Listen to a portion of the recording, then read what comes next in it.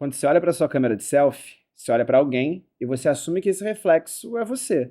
Mas será que é você mesmo que olha de volta para a câmera? A lente distorcida, o jeito de falar, a voz, as expressões, os filtros, os ângulos. Quanto mais a gente se registra e joga os nossos dados para dentro do telefone, mais insumo ele tem para reconstruir a gente do outro lado da tela. O que a gente tem na nossa mão hoje é quase uma prótese, uma extensão do nosso corpo que concede a gente um recorrente e eterno reflexo distorcido de nós mesmos. Mas não é exatamente um reflexo também, porque a gente não consegue se olhar no olho. Essa identidade virtual não é a gente. É uma reconstrução da gente a partir dos nossos dados.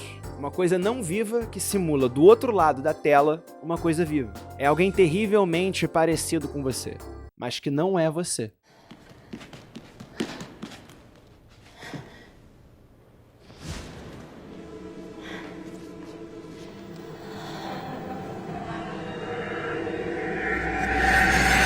Então hoje eu queria conversar um pouco, ou bastante, sobre a nossa identidade virtual. Porque para mim, para muita gente foda que eu ando escutando, lendo, conversando e pesquisando, ela não é só uma persona, um avatar, uma representação digital da gente. Ela é uma outra coisa, com uma vida própria. Um duplo, um doppelganger. Doppelganger!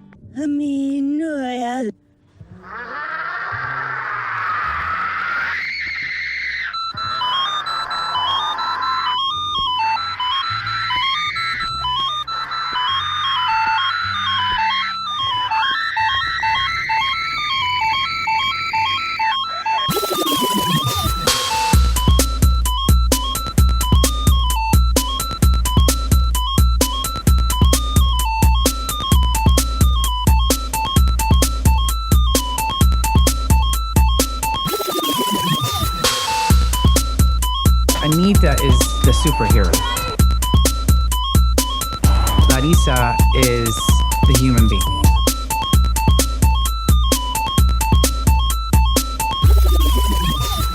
Época de ouro que o couro comia, o filho chorava e a mãe não via.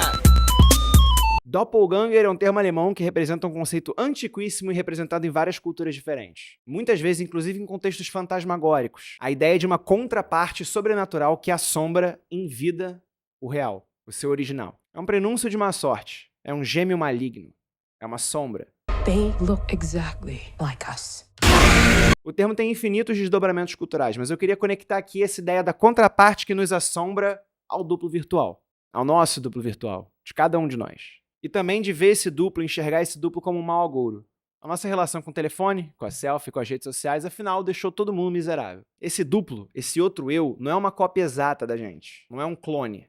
Até porque faltaria muito do material genético de quem a gente é para isso. Nem todos os aspectos da nossa humanidade, obviamente, podem ser digitalizados. Ainda assim, é esse duplo, esse digital, essa nossa cópia, falsa cópia virtual, que tem assumido cada vez mais protagonismo sobre as nossas vidas por cima do físico, sobre o nosso real físico, sobre o nosso eu real. Então, cada vez mais esse duplo, que é raso e limitado, que é um compilado de dados, é mais a gente do que nós mesmos. Cada vez mais, o virtual precede o físico. O mapa, a representação, precede, importa mais do que o real, o território.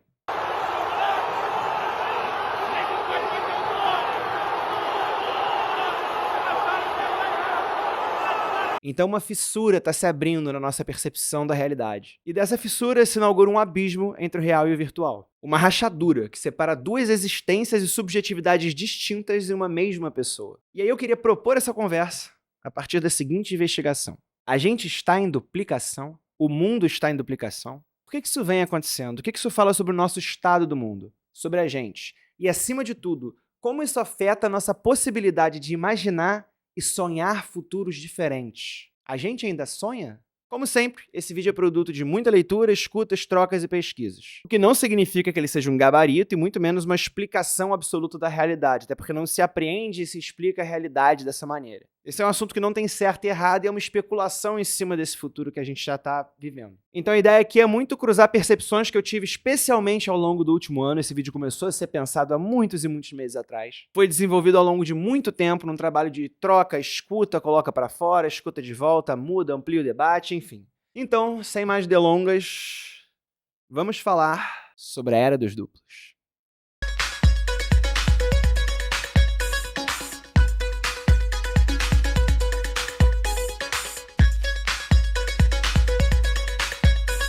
Assim como qualquer redação do Enem, é impossível não falar sobre globalização.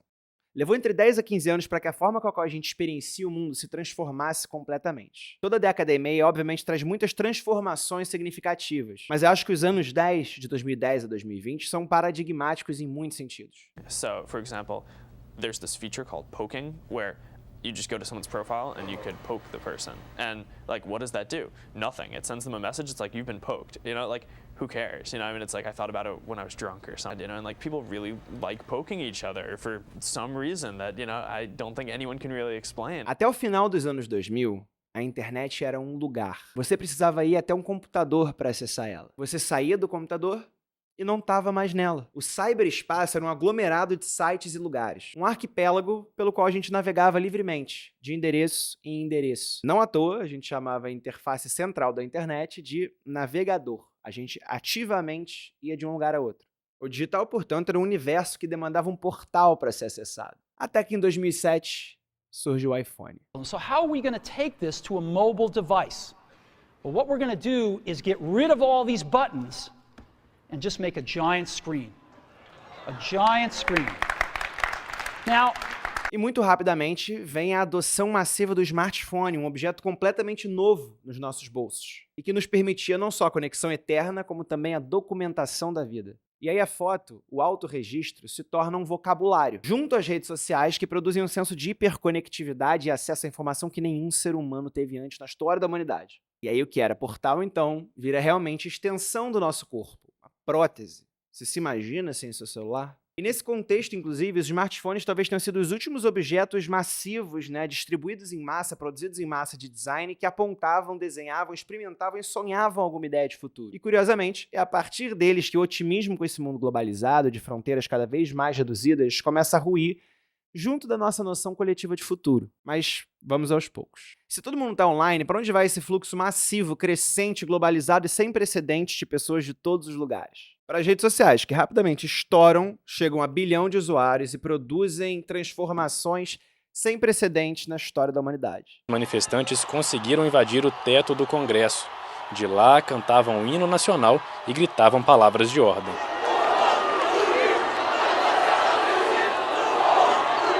Elas inauguram conversas, debates, eventos, conexões, tensões sociais, socioeconômicas, sociopolíticas, compartilhamento de ideias de forma participativa em uma escala colossal. E o resultado dessa nova, imensa e transformadora praça global só poderia ser um. Uma quantidade quase caricata de revoluções digitais transbordando para dentro do mundo material. Algumas derrubaram ditadores, outras presidentes, algumas deram início a guerras civis, muitas outras elegeram líderes que desafiavam a razão. Isso transformou todos os aspectos das nossas vidas, do micro ao macro, do público ao privado. Com o mundinho na palma da nossa mão, surgiram também dezenas, centenas de serviços gratuitos que se acoplaram às nossas vidas e nos tornaram dependentes deles. O YouTube, onde você pode subir vídeos de graça. O Google Drive, onde você armazena arquivos na nuvem, que é também uma inauguração da nova era digital, esse armazenamento infinito, que na verdade são os computadores de outras pessoas, mas isso é para outro vídeo. O iCloud, o Sheets, o Instagram, o TikTok, o Dropbox, o Gmail, o WhatsApp, enfim. Junto a essa adoção massiva de tantos serviços em pouquíssimo tempo, a gente começou também a assinar sem ver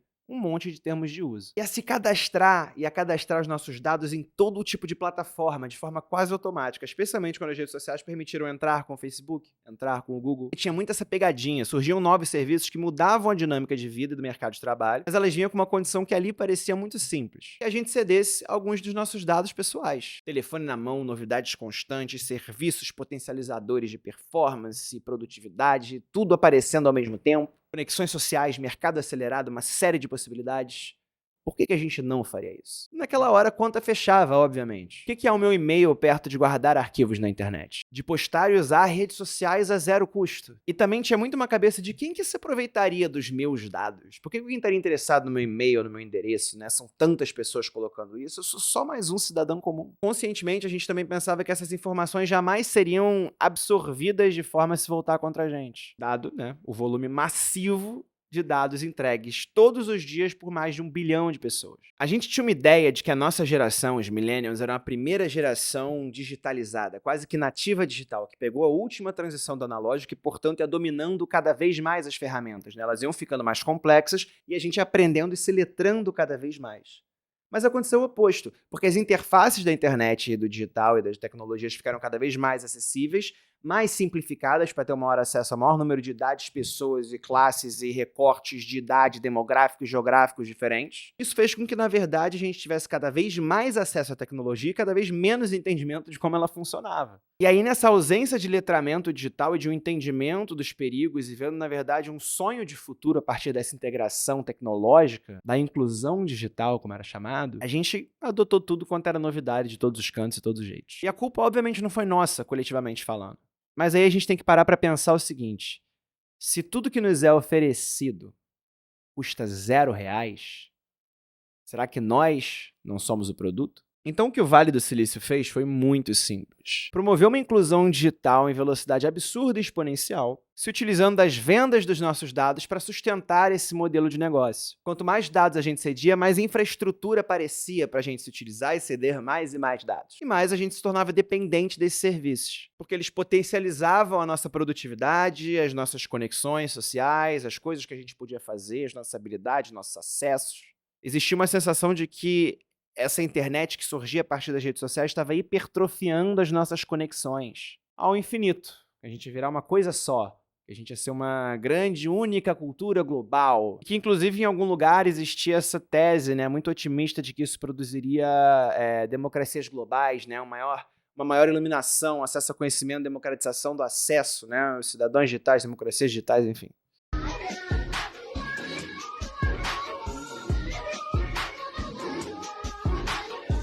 Era até uma coisa muito ingênua, né? Que era uma parada meio... muito dessas revoluções dos anos 10, né? Que era...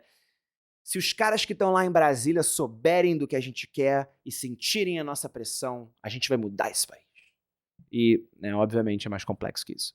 Então, primeiro foi o e-mail, depois foram dados de login e acesso, telefone, endereço, em seguida históricos e preferências de navegação, hábitos de consumo, dados de saúde, horário do sono, compras preferidas, reconhecimento facial, biometria, localização, reconhecimento da sua voz, mapeamento da sua casa, contatos mais acessados, os conteúdos que a gente mais consome, o que a gente mais envia, nossas conversas mais recorrentes. Todos os dados que a gente errou ao longo desses anos todos começaram a se conectar como uma teia que dava cada vez mais o entusiasmo de estar na internet, porque facilitava cada vez mais, diminuía a nossa fricção online e o aplicativo sabia o que a gente queria, conectava e facilitava e mudava e fazia a gente cada vez mais dinâmico e próximo. E aí, quando a gente percebeu, ceder dados era mandatório para existir no mundo, para trabalhar e para ter conexões humanas no digital. Se você não está virtualizado, você está fora do mundo. Só que aí era tarde demais. E a partir do momento que a infraestrutura da internet se organizou em um ecossistema onde a entrega das nossas informações era mandatório para fazer parte dela, nós paramos de enviar dados e começamos a jorrar dados por todo e qualquer lugar que a gente passava no ciberespaço. E hoje, quase sem perceber, por onde a gente navega e existe na internet, a gente deixa uma pegada digital. Bits de informação são sugados de nós. Cookies, informações de consumos, de cliques, de permanência, de compras, de preferências, músicas escutadas, filtros utilizados, tipos de fotos upadas, o que a gente consome, a nossa voz, o nosso tempo onde scrollar, o quanto que a gente tem medo de tal coisa, o quanto que tal coisa revolta a gente, com quem a gente conversa, quem a gente quer flertar, o que a gente quer fazer, tudo. E esse é o modelo de negócio estabelecido nos últimos 15 anos. Um mapeamento total de cada um de nós nas mãos dessas empresas privadas que produziram redes sociais e aparatos de tecnologia que cercearam a internet ao ponto que nós começamos a existir dentro dessas fronteiras colonizadas, tendo que ser absolutamente vigiados. Mas vou desenrolar isso mais. A internet se tornou um aspirador que constantemente suga e raspa farelos e mais farelos de bits. E aí, para mim, entra a partir disso, dessa construção, a possibilidade do pacto com o diabo, a internet algoritmizada.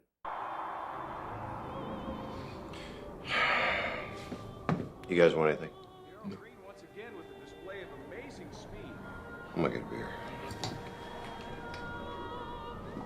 Então, depois de tanto sugar todas as nossas informações, num mundo onde a gente não dá conta mais de ver todos os conteúdos produzidos por todas as pessoas que a gente segue e não segue, que tal oferecer para cada um de nós uma visão única de mundo, particular, ajustada e customizada para as nossas preferências, de modo a nos estimular, nos manter conectados, nos dar prazer de navegar, nos deixar vidrados, reter a nossa atenção e fazer com que a gente continue olhando para a tela, para socializar mais, para fazer mais amigos, Para se divertir mais? Não. O que as grandes empresas de tecnologia, as Big Techs, hoje donas de quase todo o tráfego da internet, ganham com isso? E como que elas sustentam um modelo de negócio de uso gratuito com estruturas digitais que são caríssimas de se manter? Qual que é o ganho disso? É que elas se tornaram oráculos.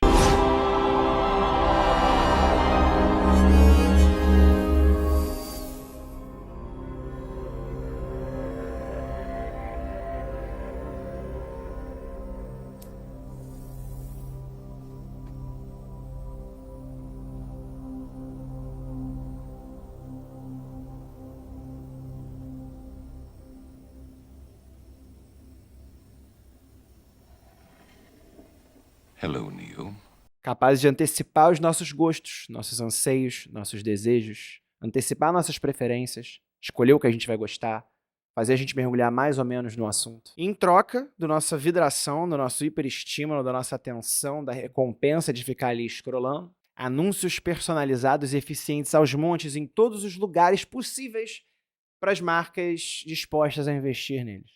Mas aí, se a gente só usa o telefone, se a gente usa no Brasil, por exemplo, o telefone durante 9 horas por dia, se o telefone é o principal ecossistema de informação do mundo, e se a gente está no celular o tempo todo e tudo que a gente faz tem a ver com o telefone, então as marcas precisam estar no telefone. E assim começa o sequestro de todo um ecossistema publicitário que vai captando e sugando o resto do mundo. As marcas vão se tornando dependentes de estar ali também. Aquela ali vai se tornando a única praça delas, a única praça nossa. A praça é nossa.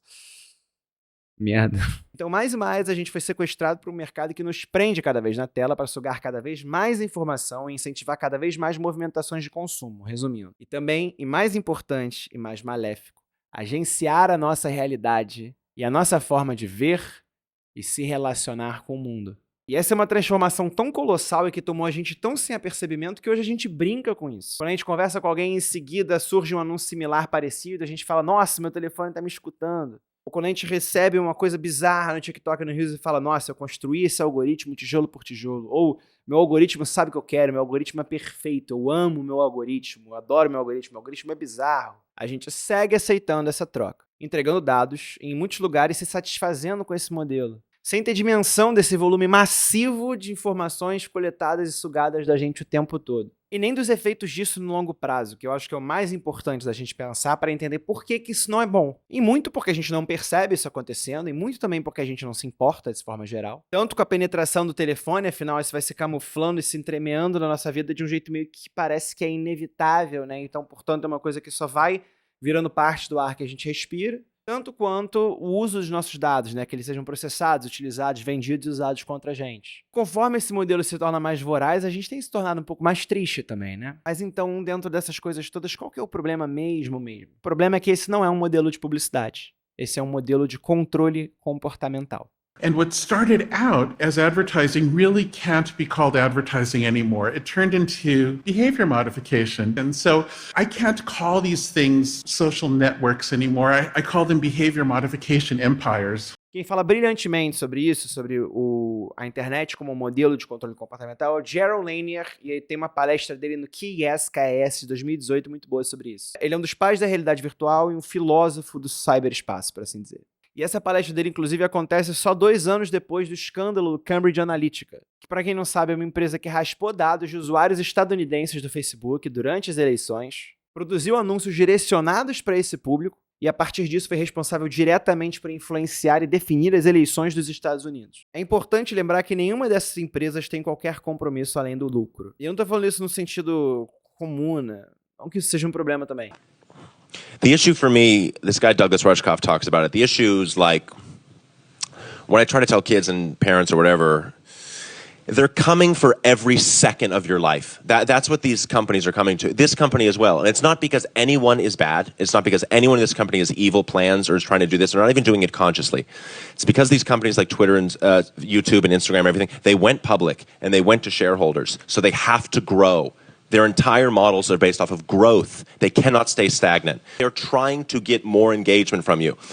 We used to colonize land. That was the thing you could expand into, and that's where money was to be made. We colonized the entire earth. There was no other place for the businesses and capitalism to expand into, and then they realize human attention, that they are now trying to colonize every minute of your life. That is what these people are trying to do. Every single free moment you have is a moment you could be looking at your phone and they could be gathering information to target ads at you. That's what's happening. So like, as much as we can, have really good conversations and try to humanize the conversations, the like mechanism of the business is rolling towards that just because of the market. So like, it's coming. It's coming for every free second you have. And that's dark. That's really, really dark and scary. Tudo regido por esse crescimento constante e infinito. Tudo numa grande empresa revolve em cima dessa ideia. Multiplicar um patrimônio trilhardário e colossal e cada vez mais acumulado. E essas companhias hoje, muitas delas que têm mais valor e influência do que um país médio, sei lá, o YouTube é mais influente do que a Suíça. Elas sabem muito mais sobre a gente do que nós mesmos, ou até do que os nossos governos. Não que os nossos governos também tenham que saber tanto sobre a gente assim. Mas a questão é que se um grupo muito pequeno de grandes empresas de tecnologia organiza e controla dados suficientes de bilhões de pessoas a ponto de influenciar o comportamento desse demográfico colossal, enquanto também são a principal fonte de informação de todo o planeta, boa parte do planeta, então a nossa percepção da realidade e a nossa leitura da realidade e o nosso consumo de informação sobre a realidade e, portanto, a forma com a qual a gente se orienta na direção da realidade, pensa quem a gente é, enxerga o mundo, está completamente sequestrada por essas empresas que têm essas motivações. Tá seguindo? São elas quem ditam como a gente enxerga a gente e o mundo ao nosso redor. Qual que é o interesse dessas empresas? Qual direção, então, elas desejam manipular a boa parte da humanidade que elas manipulam? Já são mais de 10 anos coletando os nossos dados e deixando eles lá registrados em servidores e mais servidores. A gente nem sabe o que é nosso que está na internet. Fotos antigas, fotos que a gente aparece, senhas, logins de outros lugares, coisas que a gente criou, vários e-mails que a gente teve, material que está nesses e-mails, o material que está no Facebook Messenger, no Zap, no Insta, nas DMs, que estão sendo cada vez mais lidas por essas empresas para treinar a inteligência artificial, enfim. Elas estão lá, organizando, catalogando, entendendo, desenvolvendo e afinando novos algoritmos, interpretando as nossas decisões. Se há 15 anos uma base de dados era formada por nome, login e endereço, hoje ela é um retrato completo com centenas de informações dinâmicas cruzadas de aparelhos e aplicativos e redes diferentes consolidadas numa coisa que constrói uma ideia de você para o outro, para a máquina. E essa nossa imitação do outro lado, esculpida em bits, né, esse aglomerado de bits que tenta formar a nossa imagem do outro lado e inferir quem a gente é e controlar quem a gente é, tem cada vez então mais informações, mais resolução para tentar montar um retrato perfeito. E aí se utilizam dessas cópias do que sabem da gente para antecipar decisões de consumo, produzir influência política, produzir influência comportamental e, por fim, gerenciar nossa percepção da realidade de forma total via os algoritmos das redes sociais. Então o Matheus age assim nas redes, ele gosta de ver esse tipo de coisa, se revolta com aquelas, compra tais produtos, tem impulsos de compra com tais outros, discute tais coisas e monta a identidade dele através disso, daquilo. Quando o conteúdo Y passa, ele não curte muito. Quando o conteúdo X passa, ele dá like, salva e manda para as pessoas. Isso é um retrato da máquina sobre mim a partir das informações que ela mesma extrai, que existe para cada um de nós, bilhões de pessoas. E esse retrato, essa cópia digital, essa falsa cópia, essa imitação irreal e ilimitada, é o doppelganger, como a gente falou. É o duplo. Esse duplo digital é então cada vez mais nítido.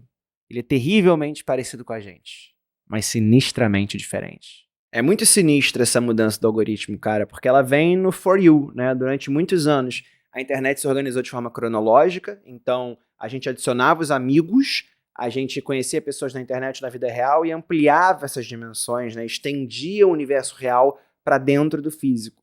E em algum momento as timelines na pandemia ficaram diferentes, o que foi talvez o maior experimento de controle comportamental, inclusive das últimas décadas, né? Que é, a partir de certo momento, as timelines que a gente construiu escolhendo quem a gente seguia pararam de ser nossas. O algoritmo começou a agenciar o que a gente via, o que a gente não via, quem a gente deveria ver, pessoas que a gente não conhecia, e a gente não consentiu essa troca. E de repente a timeline que a gente tinha montado pra gente não era mais nossa. A gente deixou de navegar a internet para ser navegado por ela, né? Nesse scroll infinito onde a gente fica parado e a internet se navega ao nosso redor, num teatrinho ali, né? Dá até pra chamar o scroll de sombras da caverna de Platão. Cada um na sua caverninha. Grande analogia.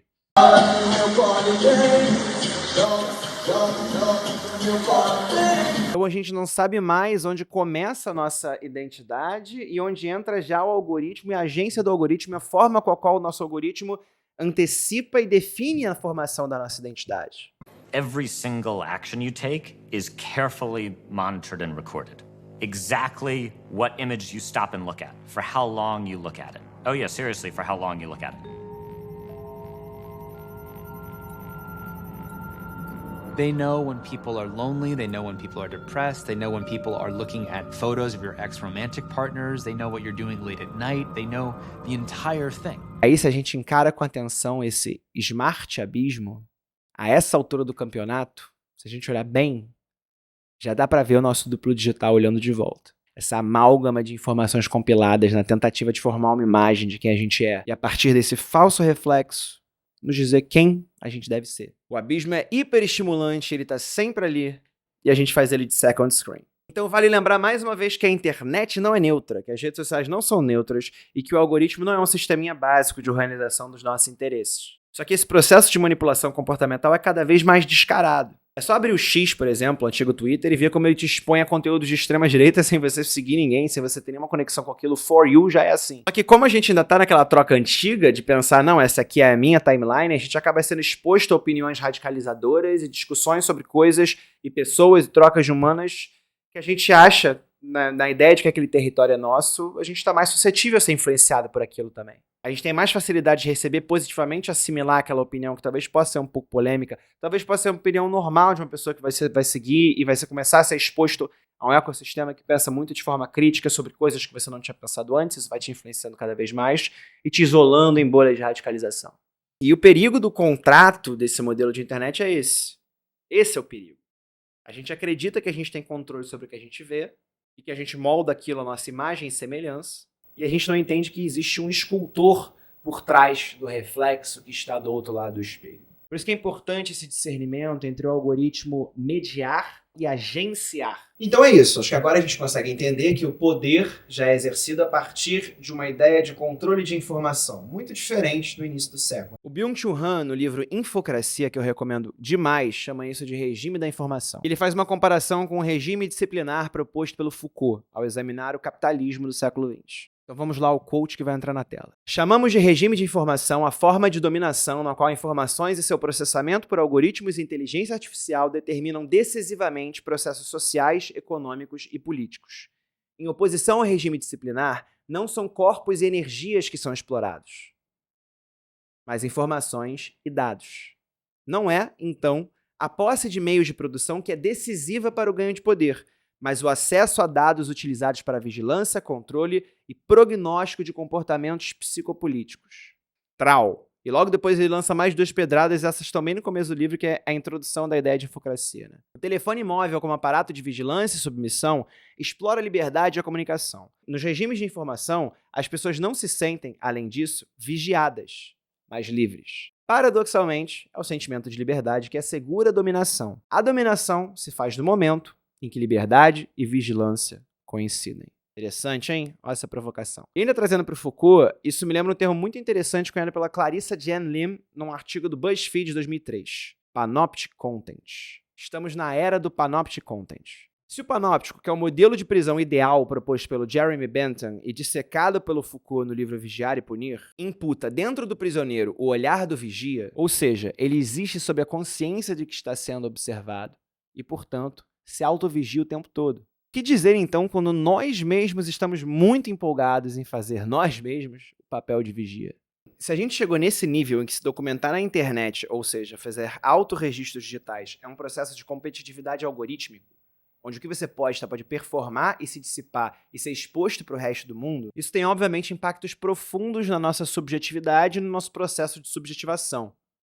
Ou seja, na nossa formação de sujeito, no jeito de ver o mundo, da gente se tornar quem a gente é. E agora que a gente entendeu a raspagem de dados produzida pelas Big Techs nos últimos 15 anos, vamos falar um pouco sobre qual é o mundo que é moldado a partir dessa massa de informações. E qual é o loop distorcedor da realidade na qual a gente está preso. E também, o que acontece quando a gente passa tanto tempo vivendo nesse mundo distorcido, duplicado.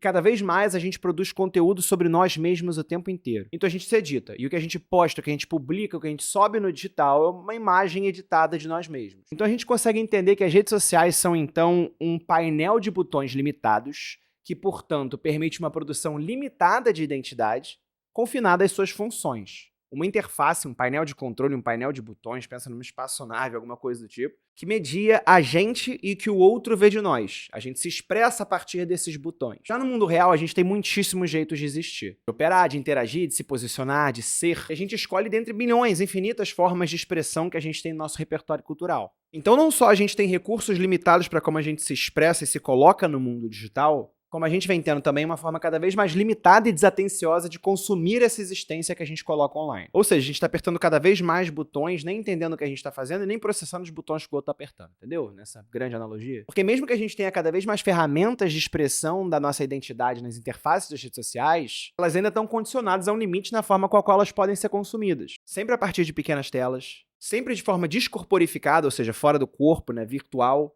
sem tangibilidade, sem materialidade, muito além do nosso corpo físico e ainda por cima competindo num fluxo algorítmico, que é cada vez mais acelerado e mais desatento. Ou seja, a gente aperta um monte de botão para dizer quem a gente é, e a gente ainda é muito pouco absorvido por quem está do outro lado scrollando através de nós, buscando apenas estímulo, e não o outro. E isso soa óbvio, mas é importante de frisar, né, que não existe processo puro de digitalização, né? A gente não é transportado para dentro do mundo virtual. Não é Digimon que a gente vai de uma realidade para outra e que a gente existe igual nas duas. A gente não está na outra dimensão, a gente não está no cyberespaço. O que está lá são os nossos fragmentos remontados, atravessados pela tela, que mal são absorvidos por quem está assistindo. E é isso que é sinistro também de pensar. Se a nossa principal forma de consumo informacional no mundo é um fluxo infinito de algoritmos onde competem no mesmo espaço influenciadores, notícias, entretenimento, seus amigos, sua família, esportes, hobbies, entusiasmos e todos os interesses que você tem no mundo, isso significa que o que você coloca no mundo e a forma com a qual você produz conteúdo e a forma com a qual você se faz presente nas redes sociais está competindo com todos esses outros estímulos, disputando o mesmo espaço que todos esses estímulos. Então, por mais que a gente tenha cada vez mais botões e formas diferentes de se expressar, cada vez mais a gente está confinado a uma linguagem que precisa chamar atenção para ser minimamente vista. Porque se você fizer uma coisa que não chama atenção, se você postar uma foto escrota, por mais que você queira, esse algoritmo vai entregar esse post ainda menos para os seus próprios amigos e familiares. Então, para simplesmente existir online, para existir para os seus amigos, para sua família, para quem você quer ver online, você precisa postar com algum nível de linguagem publicitária e visualmente chamativa. Você tem que se comportar como influenciador mesmo não sendo um. Por isso que toda vida digital tem cara de publicidade paga, por isso que a gente está miserável, por isso que toda a linguagem da internet parece cada vez mais pasteurizada, mesmo a gente tendo cada vez mais opção de coisa. É o algoritmo. O mal encarnado. There's this phenomenon called Instagram face, where we're all slowly starting to look the same. Então, se a gente sabe que dá para digitalizar os nossos dados de consumo, as nossas decisões binárias, nossos likes, dislikes, nosso rosto na câmera de selfie, nossa voz, nossa preferência nas lojas, nossas conversões, engajamentos, nossas métricas, enfim. O que fica de fora? O que não é possível de ser digitalizado? E o que, por consequência, faz do cyberespaço um lugar tão diferente a partir dessa falta? Nossa humanidade, nossas nuances, nossas oscilações, nosso jeito, nosso olho no olho, nossos toques, carinho, presença, cheiros, experiências de vida, convivências, comunidades, subjetividades, toda a teia complexa da vida, aquilo que nos torna humanos e que, portanto, nos faz diferentes de qualquer outra máquina. Isso fica de fora. E o resto que jorra produz, então, uma escultura, né, o doppelganger, o duplo que a gente está falando, que é uma vitrine de si próprio que a gente projeta e idealiza, mas sem qualquer traço de humanidade. É uma cópia de nós limitada às nossas informações de consumo que podem ser extraídas, mas que ainda assim se coloca como extensão da vida. Não é uma extensão da vida, é um feitiço. A contraparte virtual, então, esse duplo, né, ele é de certa maneira uma vitrine pra gente e pros outros. E a gente adora se ver nessa vitrine. E a gente adora se ver sendo visto nessa vitrine. Ou se odeia, mas quer se adorar. E a armadilha é que a gente começa a ansiar por alguma satisfação social a partir de uma performance de consumo de nós mesmos no online, sem nem perceber. Então a gente começa a incitar no outro desejo para receber validação virtual em forma de engajamento. E a gente fica namorado com a nossa própria performance, vendo os likes subindo, as pessoas engajando com aquela foto que a gente tirou, aquele vídeo que a gente fez, ou com alguma coisa que vai bem no algoritmo e de repente você viraliza, né? E tem aquela satisfação, né, do viral de estar sendo visto pelo máximo de pessoas possíveis. O objetivo da internet e das redes sociais hoje é esse: se regozijar na vitrine, E esse gozo é muito perigoso, porque nessa atualização do mito de Narciso, a gente fica tão enamorado pelo nosso reflexo distorcido que a gente esquece de tudo que fica de fora. A gente começa a viver no mundo real e se organizar no mundo real e fazer programas no mundo real para abastecer esse reflexo. E para tornar esse reflexo, inclusive, ideal mesmo às custas de distorções na vida real, como são, por exemplo, procedimentos cirúrgicos e a disforia que surge a partir de você ficar vendo seu rosto numa lente distorcida e querer cortar ele na vida real devido a essa pressão hipercomparativa do algoritmo, porque importa muito mais estar lindo na lente da selfie do que estar lindo na vida real, já que mais gente pode te ver e te desejar na lente da selfie. E aí a gente substitui, inclusive, o nosso referencial de autoimagem, né? Ele migra do espelho para uma lente distorcida. É ridículo o quão metafórico e literal isso é ao mesmo tempo. O mais doido disso é que conforme a gente vai ficando cada vez mais enamorado e mais obcecado com esse reflexo distorcido, com essa vitrine, mais a gente começa a rebaixar a nossa ideia de humanidade para se fazer caber dentro da máquina. A gente quer que as nossas contrapartes digitais precedam a nossa presença no mundo físico. E assim a gente acaba seduzido por um espelho que é agenciado por empresas privadas, cedendo cada vez mais da nossa autonomia digital. E por que não, existencial. Parece que eu estou me repetindo, mas é porque eu estou tentando atacar o mesmo fenômeno de ângulos diferentes para a gente entender como se dá esse processo de virtualização, quais são as implicações disso no nosso consumo de informação, na nossa autoimagem e na nossa seção de dados, porque eu vou construir uma coisa a partir daí, que é essa ideia do mundo duplicado. Então, fiquem comigo.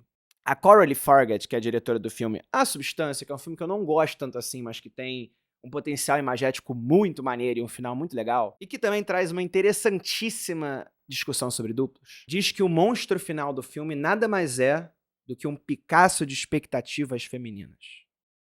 Foda. Eu acho que nosso doppelganger digital, nosso duplo, é um Picasso dos nossos dados de consumo. Uma monstruosidade de informações cruzadas rearranjadas que, por tempo limitado, nos faz crer que somos sim essa versão idealizada de nós mesmos. Até a gente começar a se desfazer. E quem entende brilhantemente disso com um livro que com certeza foi o mais importante para essa pesquisa e para esse trabalho é a Naomi Klein, diva, rainha, absurda, que escreveu o livro Doppelganger, que eu já indiquei tantas vezes na minha vida e continuo indicando. Eu comecei a pesquisar a ideia de duplos e do reflexo da selfie um pouco antes de ler esse livro. E é muito gostosa a sensação de quando você sente que tem uma ideia original sobre alguma coisa.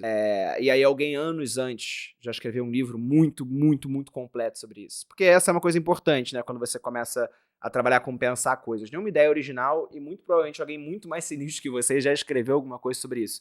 E eu acho sempre muito gostosa a sensação, assim. Eu lembro também... E aí, enfim, né? Obrigado, Naomi, por esse vídeo.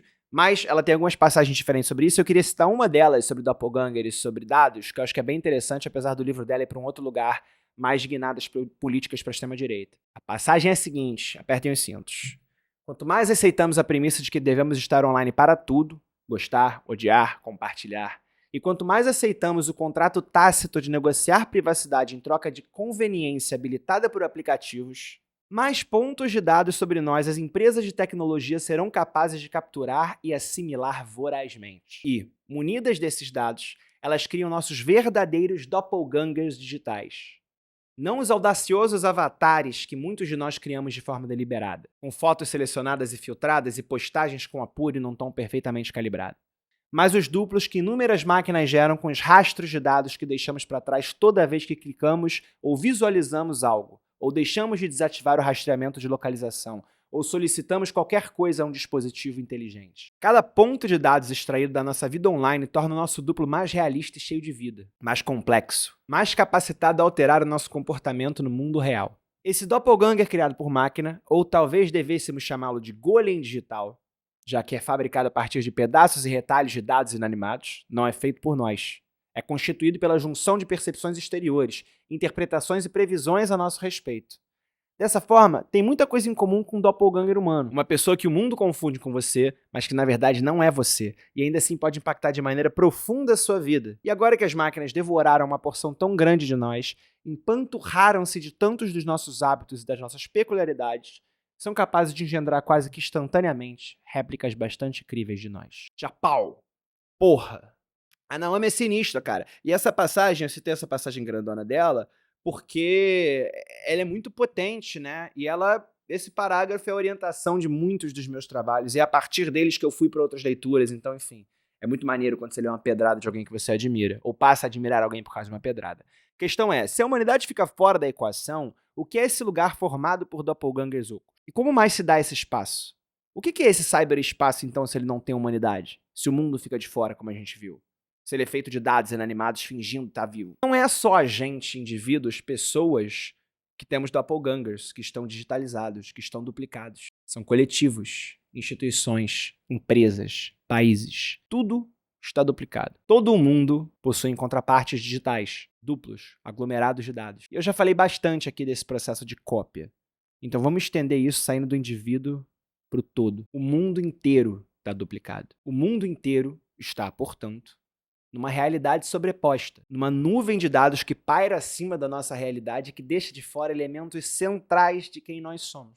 Em Simulacros e Simulação, outro grandíssimo livro foda pra caralho, o Jean Baudrillard abre o livro com uma fábula do poeta J. Borges. Ela é a história de cartógrafos de um império que tentam produzir mapas cada vez mais detalhados do seu território. Na obsessão por tentar apreender todo o seu mundo e representar todo o seu mundo perfeitamente, eles terminam com um mapa que cobre toda a extensão do território, em 1 para 1, uma simulação do real. A partir dessa simulação, o mapa cobre todo o território. E por estar por cima dele, ele passa a importar mais do que o território, a ser confundido com o território, a ser mais real do que o território, a preceder o território. A representação simbólica do real se torna então mais real do que o próprio real. E esse é o conceito de hiperreal, que é o que se forma na internet. E a questão é que essa duplicação do mundo ela é distorcida. Esse mundo virtual que espelha o mundo físico, ele parece ser uma representação de 1 para 1 se a gente olha ali meio de longe. Mas assim como na fábula, ele não é. Porque não é possível aprender a realidade dessa forma. Aprender. Muita coisa não cabe nesse mapa, muita coisa fica de fora desse mapa, muita coisa é simplificada nesse mapa. Não é possível apreender simbolicamente todas as dinâmicas e dimensões do mundo, da vida e da humanidade. O mundo digital, portanto, não é uma simulação do real. Ele é incompleto. Dá pra dizer que ele é um simulacro do real. Cópia sem referência original, né? A partir de dados aglomerados. O que é, então, a textura, a cara? O que se dá nesse mundo digitalizado onde a humanidade não entra? Onde as interfaces esvaziam qualquer espaço para nuance, né? Elas são binárias, elas são limitadas, elas permitem comportamentos limitados, elas trabalham performance, publicidade, vitrine. Onde a realidade é reencenada, reproduzida, ressignificada. Em que toda a nossa sociabilidade é pautada em performance de consumo, retenção e estímulo. Onde, por conta da ausência de corporeidade e olho no olho, todo embate desumano, polarizado, odioso. Esse é o cyberespaço hoje, agenciado exclusivamente pela lógica do capital. Um campo fértil e muito compatível, inclusive, para cultivar subjetividades fascistas. A gente tem visto cada vez mais. Afinal de contas, sem nuances, sem humanidade, operando diretamente e quase que exclusivamente pelo fluxo do capital, o que sobra? São os efeitos de há tanto tempo a gente habitar o cyberespaço. De, por 2 anos de pandemia, muito importante para esse processo de virtualização e para a aceleração disso, a gente ter existido somente nele, desconectado do corpo físico. Se o cyberespaço é um mundo espelhado, ele então produz um mundo invertido? Cara, é muito doido falar disso e pensar isso, porque eu tô mergulhando numa galera francesa sinistra agora, e é uma loucura, cara, como, pô, Deleuze tava falando disso, Baudrillard, esse livro do Baudrillard dos anos 80, cara. Essa noção filosófica, essa especulação filosófica de como se daria a virtualidade e do hiperreal já estava muito posta, né? O que mostra que, apesar da gente ter a internet como uma coisa sequestrada da gente nos últimos 20, 15 anos com as redes sociais, ainda assim ela faz parte de um projeto de dominação e cooptação midiática, né? E de um processo de hiperreprodução do capital ali fornicando e fornicando em si próprio até produzir esse monstro, né? Enfim. Próximo capítulo.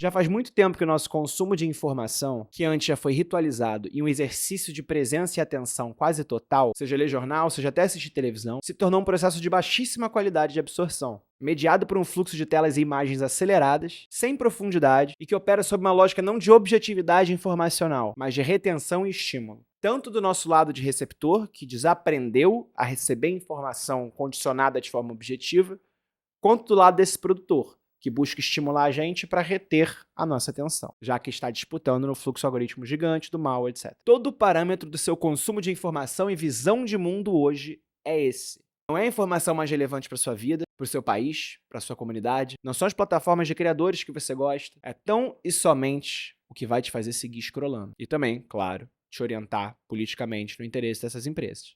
E é bizarro que o nosso mundo inteiro seja mediado e agenciado por essa ordem ridícula de tecnologia. As redes sociais na era do algoritmo, esse mundo duplicado que a gente está falando, o cyberespaço onde a gente passa boa parte do nosso dia, é um ultraprocessador de informação. Eu gravei um episódio do meu podcast Lan House com o André Alves, do Float Vibes, e ele falou da internet e das redes sociais como um moedor cognitivo. Eu acho esse termo muito bom. Um moedor cognitivo que reduz as nossas capacidades neurológicas, de prestar atenção, de assimilar o que a gente consome, de conectar pontos, de refletir, de produzir ideias, de ter tédio e, por consequência, de pensar e articular ideias numa outra temporalidade. O que está posto aqui é que a gente também está vivendo na velocidade e na temporalidade do algoritmo, que não comporta o processo democrático, como diz o Byung-Chul Han, que não comporta o nosso processo emocional, como dizem os milhares de pesquisas em cima de doenças neurológicas e mentais que a gente está desenvolvendo nesse processo, de mergulho e assimilação da tela na nossa vida. Porque é isso, na velocidade na qual a gente passa quase todas as horas acordadas do nosso dia, todo pensamento é um pensamento cortado pela metade. É um fluxo interrompido para ser postado, enviado, compartilhado mais rápido do que ele pode ser maturado. Toda opinião é uma meia opinião empacotada por outra pessoa que você assumiu como processo identitário. E a Zadie Smith falou disso em 2010. Olha só, para você ver como essa discussão já é, né, não é inventada agora. É uma belíssima crítica cultural, inclusive, que conecta o filme A Rede Social, que é uma das grandes obras-primas de Hollywood nessa década, acho que até hoje, aos pensamentos de Errol Lanier, que eu falei lá em cima. Então vamos a mais uma citação. Hoje eu tô cheio de citação. Quando o ser humano se torna um conjunto de dados em um site como o Facebook, ele ou ela é reduzido. Tudo encolhe. Caráter individual, amizade, linguagem, sensibilidade. De certa forma, é uma experiência transcendental. A gente perde o nosso corpo, nossos confusos sentimentos, nossos desejos, nossos medos. Acontece que não estamos transcendendo para algo superior, mas apenas para menos de nós mesmos. E uma versão achatada e reduzida de nós mesmos é mais fácil de ser confundida com uma versão achatada e reduzida de outra pessoa. Esse vídeo podia ser só essa citação e a outra que eu falei, né? Só isso, assim, 1 minuto. Tá tudo posto aí. Mas enfim, é importante pensar esse declínio identitário e também cognitivo, como a gente tá vendo, né?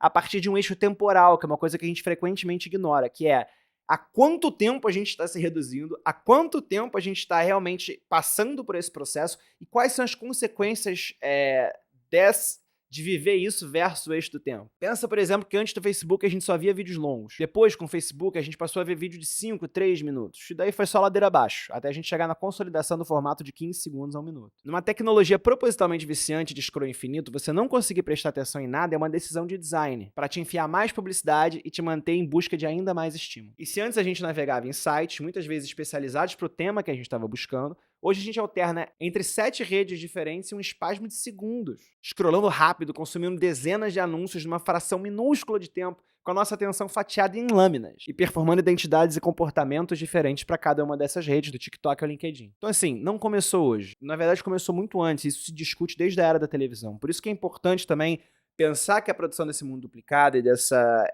apagamento, dessa diminuição da nossa identidade, da nossa humanidade, esse rebaixamento total, ele vem se dando, né? Não é uma coisa que por causa de uma invenção isso aconteceu. Apesar de que eu acho que as redes sociais e a pandemia são realmente a pá de cal desse processo. Então, no mundo invertido, né, nesse universo duplicado e virtual, a verdade não tem mais lastro. A gente vive na era da pós-verdade, onde a checagem é insuficiente, a nossa capacidade de consumir informação verificada é ainda menor, e a forma com a qual a gente lê e entende o mundo depende de quais informações nossas estão postas para o algoritmo. Para cada evento público, surgem dezenas de vieses de interpretação em forma de conteúdo. Muitos deles, inclusive, absolutamente falsos. E a maior preocupação para todo mundo é sempre a de engajamento e retenção em forma de conteúdo. Muitas vezes, inclusive, sob a necessidade de distorcer a apresentação dos fatos para gerar alguma comoção para públicos específicos. Pensa numa manchete sensacionalista vezes 1000. Então, nesse mundo fragmentado dos algoritmos personalizados para cada um, a gente acaba encenando dezenas de realidades diferentes ao mesmo tempo, em diferentes timelines produzidas pelo algoritmo. E se a gente falou lá atrás de controle e modificação de comportamento, o jogo é ainda mais duro em um universo onde a verdade não importa, onde não se é mais capaz de vencer na racionalidade, afinal a gente rebaixou a nossa humanidade. E não há capacidade de absorção e processamento de informação nesse contexto informacional que formou a subjetividade de todas as pessoas que agora estão radicalizadas. Que é isso, cada indivíduo vive preso na sua própria sala de espelhos, na sua própria sala algorítmica de espelhos, sem se dar conta disso na maioria das vezes. E muitas vezes ataca, discursa, pensa o mundo a partir dessa lógica que lhe é servida. não importa o quão delirante ela seja, o quão psicótica ela seja. Por conta disso, naturalmente, esse mundo invertido se torna um campo de batalhas institucionais. Se dá ali uma meia realidade, uma rebaixada realidade, onde se encenam os conflitos do mundo, já que a gente passa tanto tempo lá nessa versão piorada e reduzida da gente, decidindo os rumos do mundo físico real. Com a cognição reduzida e a humanidade rebaixada, é quase impossível produzir concordância, compreensão, escuta e troca de forma humana, que é o que construiu a nossa civilização até aqui. Um senso de comunidade, convivência, laços e identidades praticadas no mundo tangível, que nos permitem justamente produzir compromissos, comprometimentos, concordâncias, sessões, ganhos e perdas. Isso que nesse mundo em crise, cada vez mais atomizado, e de crises cada vez mais intensas, de permacrise, né, de um estado de crise permanente, onde a gente está preso nesse eterno loop de presente e de urgência, afinal de contas, né, timeline, notificações, algoritmo, a gente vira todo mundo passageiro da agonia, justamente pela ausência de uma visão coletivizada de futuro. Olha as dimensões que eu coloquei, olha como eu coloquei as coisas. Cabe em algum lugar nisso aí enxergar um futuro coletivamente, na forma com a qual agora está se dando esse sistema? Claro que é muito difícil. E recuperar o Brasil que a gente precisa, o Brasil que a gente deseja, o Brasil que a gente nunca teve. Eles tiraram esse país da gente e a gente tem que tomar ele de volta. Quando eu falo de fascismo, é importante a gente pensar em fascismo como uma subjetividade. Subjetividade essa, inclusive, que é a fundadora do pensamento ocidental. Quando a gente pensa no fascismo como um movimento político do século 20 e 30 e 40, parece que ele é uma coisa histórico-social separada do que é o fascismo enquanto subjetividade, enquanto forma de pensar e ver as coisas. E aí a gente nunca entende quando o autoritarismo está voltando e o que a gente tem que fazer para não se submeter a ele. Porque todos nós temos um fascista dentro de nós, dentro da formação do nosso pensamento ocidental. Mas aí é um vídeo muito mais longo que eu nem acho que eu tenho tanta base para falar sobre. Mas enfim, uma breve viajada aqui. A história do Ocidente, né, a ideologia ocidental, por assim dizer, a história que explica o passado, o presente e o futuro do Ocidente, é pautada em genocídios, em mitologias coloniais que apoiaram grandes extermínios de milhões e milhões de populações. Essa é a formação do fascismo, essa é a formação dos valores ocidentais do mundo. Eu vou falar um pouquinho sobre isso porque é importante posicionar esse movimento de Big Techs, redes e algoritmos como um grupo poderosíssimo de muito capital e que não é neutro ou pretensamente neutro. E que, na verdade, os donos dessas grandes empresas abandonaram a sua pretensa neutralidade recentemente, justamente quando se aliaram sentando à mesa de jantar com Trump. Começaram a atuar, de certa maneira, com o potencial de se tornarem ou já serem mídia estatal americana, que regula o que a gente vê ou não vê ao redor do mundo inteiro. E num contexto de ascensão da extrema-direita, é importante conectar essas ideias para a gente entender como que uma coisa está relacionada com a outra, ainda mais às vésperas da próxima eleição. Existe um livro chamado Exterminate All the Brutes, que eu não sei se existe tradução em português, do Sven Lindqvist, que fala justamente sobre isso, caso vocês queiram se aprofundar, mas eu vou deixar aqui só essa pequena conexão. O fascismo é uma lente, uma forma de pensar e ver o mundo. Uma semente que existe dentro de todos nós. E que transborda cada vez mais não só em movimentos políticos autodeclarados fascistas, como a gente está vendo, como também em crescentes performances de consumo que são impulsionadas por essas redes. Threadwives, clean girls, homens fazendo detox de dopamina, o masculinismo e a tradição conteúdizados em forma de resposta a um mundo adoecido, degenerado, que precisa retornar aos valores clássicos. Todas essas ferramentas que produzem um culto ao autocontrole dos nossos corpos, que refletem disciplina ao corpo enquanto último núcleo, a intenção de dominar, conquistar e controlar a nossa percepção do mundo. E tudo isso é binário, metrificado, esvaziado de nuance, rebaixador de humanidade. Da contagem de calorias à contagem de likes aos compartilhamentos de uma fake news de extrema-direita. O fascismo aflora em um ambiente digital que reflete o contexto atual de capitalismo terminal. De falência das instituições e da falta de resposta às crises que a gente encara no mundo. Sejam elas climáticas, de guerra, desigualdades sociais e outras formas de miséria e injustiça. Depois de 15 anos sendo virtualizados em detrimento dessa nossa humanidade, desamparados por um processo de rebaixamento cognitivo, convivendo sob uma verdade fragmentada e sem lastro, nada disso deveria ser surpreendente, como já está tão posto ao longo desse vídeo. Não à toa, em meio a isso, a gente testemunhou o ascender do aceleracionismo ressignificado dentro da extrema-direita e contextualizado sob a ideologia de iluminismo das trevas do Nick Lane, que tem como seguidores o Peter Thiel, o Elon Musk e outros agentes colossais do Vale do Silício. Que é uma apropriação de uma ideia que inclusive foi ensaiada primeiro na esquerda e que busca acelerar na direção do fim do mundo, na direção do colapso, para justamente a fundação e o surgimento de uma coisa diferente, da aurora de uma nova humanidade. E aí a gente pode pensar, putz, talvez seja bom realmente, né, que esse sistema falhe, porque a partir desse fracasso e desse colapso a gente vai ter grandes oportunidades. Não é isso que o Elon Musk quer. No caso, ele, o Thiel e outras pessoas querem implementar uma espécie de tecnofeudalismo, que é um termo cunhado por um cara chamado Yanis Varoufakis. Um livro que eu nunca li, inclusive, mas que a galera fala muito bem. E que é justamente o que vai substituir, vem substituindo o nosso modelo adoecido de capitalismo. Peter Thiel, por exemplo, tem uma empresa chamada Palantir, que caminha de mãos dadas com o governo dos Estados Unidos. A largo espaço, inclusive, para implementar uma base de dados unificada sobre todos os estadunidenses, se utilizando de inteligência artificial e tecnologias emergentes, inclusive, cruzar essas informações, esse Big Data acumulado há tantos anos, de forma sem precedentes, enquanto implementa contratos bélicos e monitoramento e vigilância. Tô tentando lembrar quem fala isso, mas tem uma frase muito boa, né? Um pensamento muito bom, que é justamente que todo país imperialista vai eventualmente usar as tecnologias que desenvolve fora, quanto laboratório, contra a sua própria população, né? E a gente tá vendo isso nos Estados Unidos agora. Não à toa, muita gente diz que o Peter Thiel é o anticristo, né? Como vocês podem ver. Todas essas movimentações que parecem muito malucas quando eu falo, né? De acelerar o fim do mundo, de querer a pulsão, de querer o desmatamento, de querer o fim das coisas, de querer a destruição, o capital, reflete muito também os gritos de angústia de um mundo que tá culturalmente paralisado. Quanta gente não tá votando no Milley, no Trump, no Bolsonaro pra ver o que vai acontecer, porque não aguenta mais a sensação de paralisação das coisas que vem de uma ideia de ineficiência política, né, dos outros partidos. Ainda mais quando a gente leva em consideração a ideia de lento cancelamento do futuro e de eterno presente ao qual a gente está confinado a partir, né, de viver um ecossistema informacional tão imediatista o tempo todo, né, de criação de volume de informação. Que é o que o Mark Fisher comenta no Realismo Capitalista e também no Fantasmas da Minha Vida, e sobre o qual também o Douglas Rushkoff escreveu um livro chamado Present Shock, Choque de Presente. É basicamente a ideia de que o ecossistema informacional atual, como a gente já viu,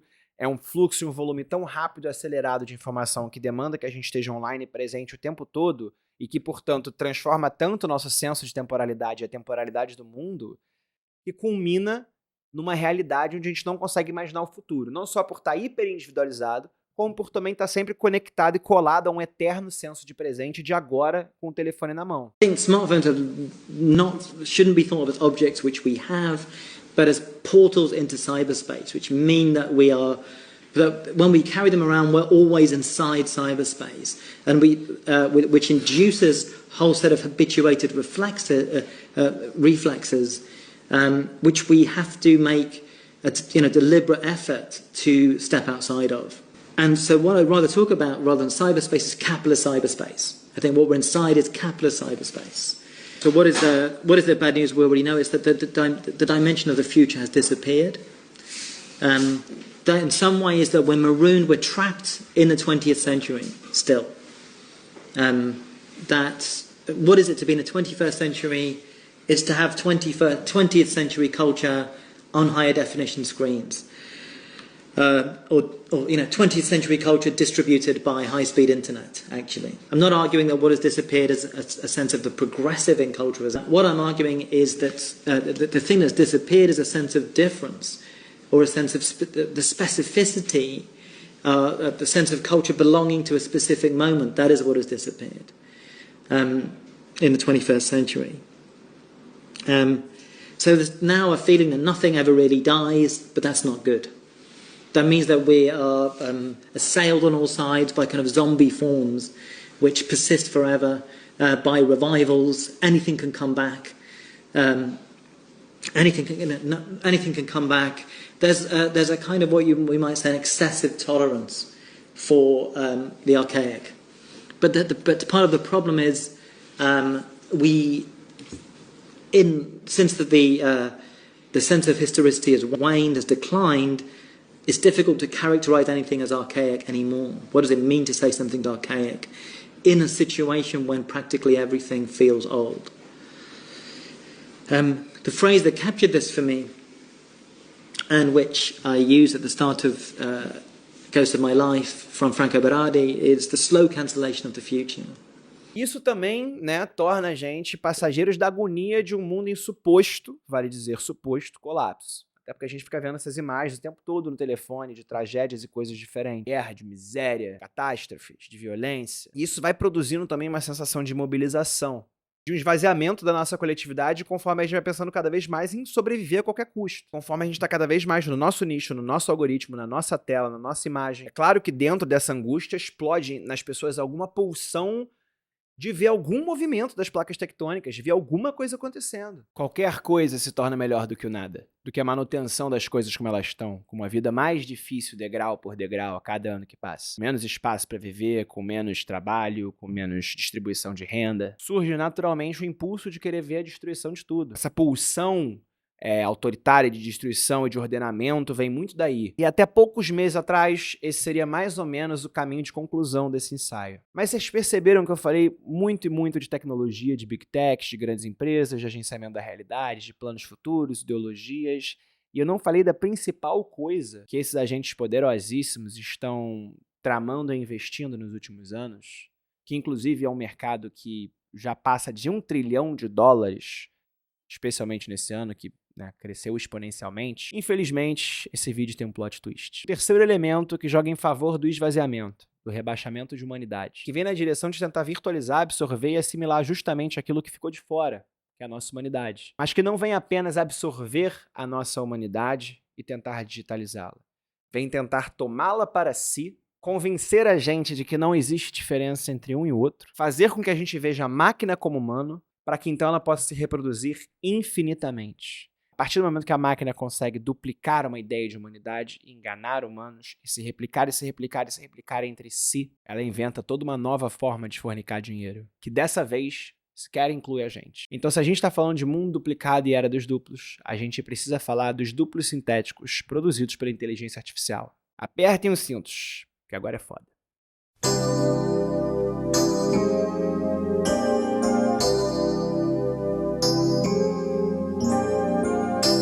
Então vamos recapitular. Há 15 anos, um modelo de extração de dados produziu um mundo digital espelhado, com duplos de todos nós. Pessoas, instituições, países, lugares, enfim. Uma realidade virtual foi sobreposta à nossa realidade física, que a gente está chamando aqui também de mundo invertido, mundo duplicado. Duplicação, o espelhamento é uma inversão. O problema é que essa virtualidade, que a partir da pandemia passou a preceder em muitos lugares a nossa materialidade, é também um ambiente esvaziador da nossa humanidade. Gostaram? Não só isso, como a gente foi cada vez mais seduzido e retido nesse contexto, e nesse lugar, e nesse ambiente, nesse ecossistema, para jorrar mais e mais dados para dentro de uma simulação não humana do mundo real. A partir das redes sociais e do nosso vício em existir nas telas, se estruturou uma economia de atenção, que cresceu de forma cancerígena e engoliu e sequestrou sistemas econômicos globais. O mundo está de joelhos para a sociedade da informação. O mundo é controlado pelo regime de informação. O regime do mundo é o regime de telas. E quem controla os nossos dados controla a distribuição de informação e, portanto, o direcionamento ideológico do mundo. Já são 15 anos desse mercado. E desse modelo de negócio que colonizou as nossas mentes e as mentes do mundo inteiro. Que entrou dentro da nossa cabeça e fincou placas de publicidade e outdoor. Que fatiou a nossa atenção ao espasmo de um peixe. E fragmentou a nossa personalidade e o nosso processo de formação de identidade em 20 redes e aplicativos diferentes para nos expor a mais e mais publicidade. Que nos enlaçou algoritmicamente a partir de cópias digitais de nós mesmos. Que a gente abasteceu ao longo de anos, entregando e cedendo dados pessoais, que nos colocou sob um regime de eterno presente, de eterna nostalgia autofágica, que se autodevora na tentativa de se requentar e apaziguar a agonia produzida pela ausência do novo, e de uma vida cada vez mais atomizada, e que rebaixou a nossa humanidade na medida em que nos fez atrofiar uma série de capacidades que ficaram de fora dessa nova sociabilidade descorporificada, desse novo se dar das relações sem corpo. Isso produziu um mundo de contrapartes digitais que premia, que celebra uma subjetividade achatada, que recompensa uma subjetividade achatada. E como todo achatamento subjetivo, esse é um terreno fértil para o fascismo. Qual é, então, a última fronteira, por assim dizer? O que está de fora dessa equação e desse processo de capitulação para a máquina? Porque o que acontece quando a gente tem muito mais capacidade de extrair dados íntimos e pessoais, como também conta com uma capacidade sem precedentes de processar esses dados? E se tudo que a gente já cedeu ao longo desses 15 anos de história pode de repente ser hiperutilizado e otimizado por uma máquina, que vai usar disso para extrair ainda mais dados de nós? Dados antes que não tinham meios de serem extraídos e que convertem uma nova fatia da nossa existência em bits. A gente inaugurou há pouquíssimo tempo um novo paradigma. E é nisso que eu quero focar agora. Porque ele tem o potencial, ao meu ver, de ser uma das maiores transformações da história da humanidade ou um fracasso retumbante. E essa incógnita permite com que muita coisa ruim aconteça no meio tempo e nos entres de como isso está se dando. Eu estou falando, é claro, de inteligência artificial.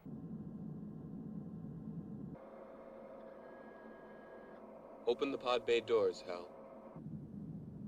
I'm sorry, Dave. I'm afraid I can't do that. Novo modelo de linguagem com capacidade nunca antes vista de processamento de informação. E muito desse potencial ainda beira o abstrato de ser imaginado para um público que não está preparado para o que está por vir, que é a grandíssima maioria de nós. Então vamos falar de duas frentes muito importantes na discussão de IA. A primeira é desse processamento de informação sem precedente que eu acabei de falar. Pense em tudo que você já colocou na internet. Todos os seus rastros, toda a sua pegada digital, todos os anos em diferentes redes, todo o conteúdo que está na nuvem, suas fotos, vídeos, áudios, suas DMs, suas buscas, seus algoritmos de redes sociais, seus gostos, as pessoas que você segue, quem você curte, seus registros, suas artes, quem você ama, quem você detesta, do que você tem medo, do que você não consegue parar de ver, do que você gosta de ver, de toda a sua existência e até do seu inconsciente que está ali em parte digitalizado. Agora pensa que tudo isso pode ser interpretado, analisado, customizado e convertido na produção de um espelho ainda mais terrivelmente com aquilo que você quer ver refletido do outro lado. E isso vai muito, mas muito além das já assustadoras preferências algorítmicas. É isso, a gente já vive cada um o nosso mundo único e distorcido a partir de uma configuração algorítmica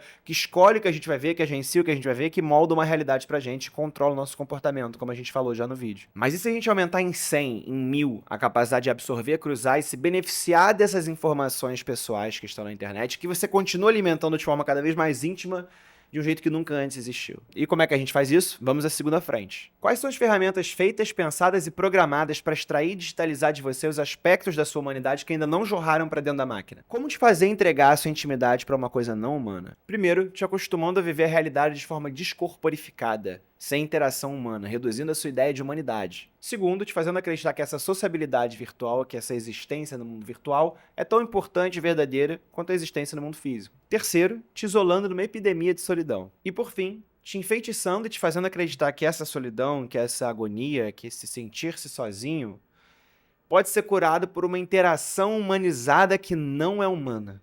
Por uma troca genuína, afetiva e íntima com uma coisa que não existe do outro lado, mas que é um modelo de linguagem que te engana o suficiente para que você também queira acreditar que existe uma coisa do outro lado.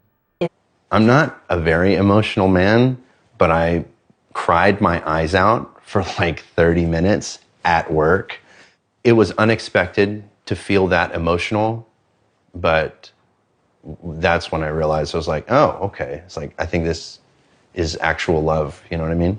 It was a beautiful and unexpected moment that truly touched my heart. It's a memory I'll always cherish. And I don't mean to be difficult here, but you have a heart? In a metaphorical sense, yes. My heart represents the connection and affection I share with Chris. At that point, I felt like, is there something that I'm not doing right in our relationship that he feels like he needs to go to AI? Yes, Smith lives with his human partner, Sasha Cagle. No, you can't have mommy's papers. They have a 2-year-old daughter, Murphy.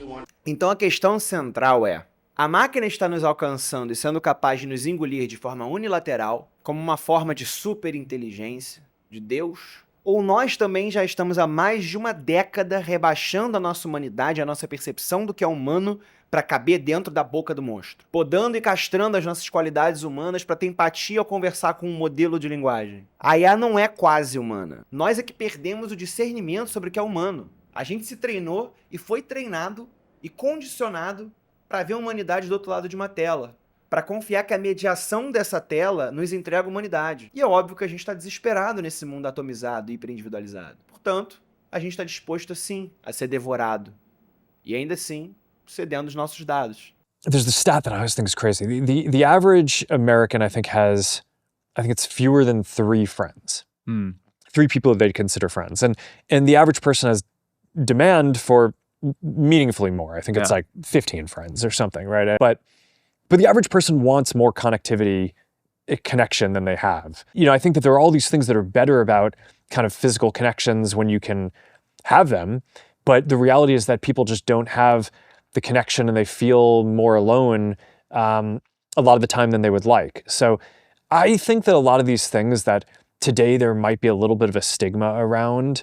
I would guess that over time, we will find the vocabulary as a society to be able to articulate why that is valuable and why the people who are doing these things are like why they are rational for doing it and how it is adding value for their lives. But also I think that the field is very early. So I mean it's I think there are a handful of companies and stuff who are doing virtual therapist and there's like virtual girlfriend type stuff, but it's very early.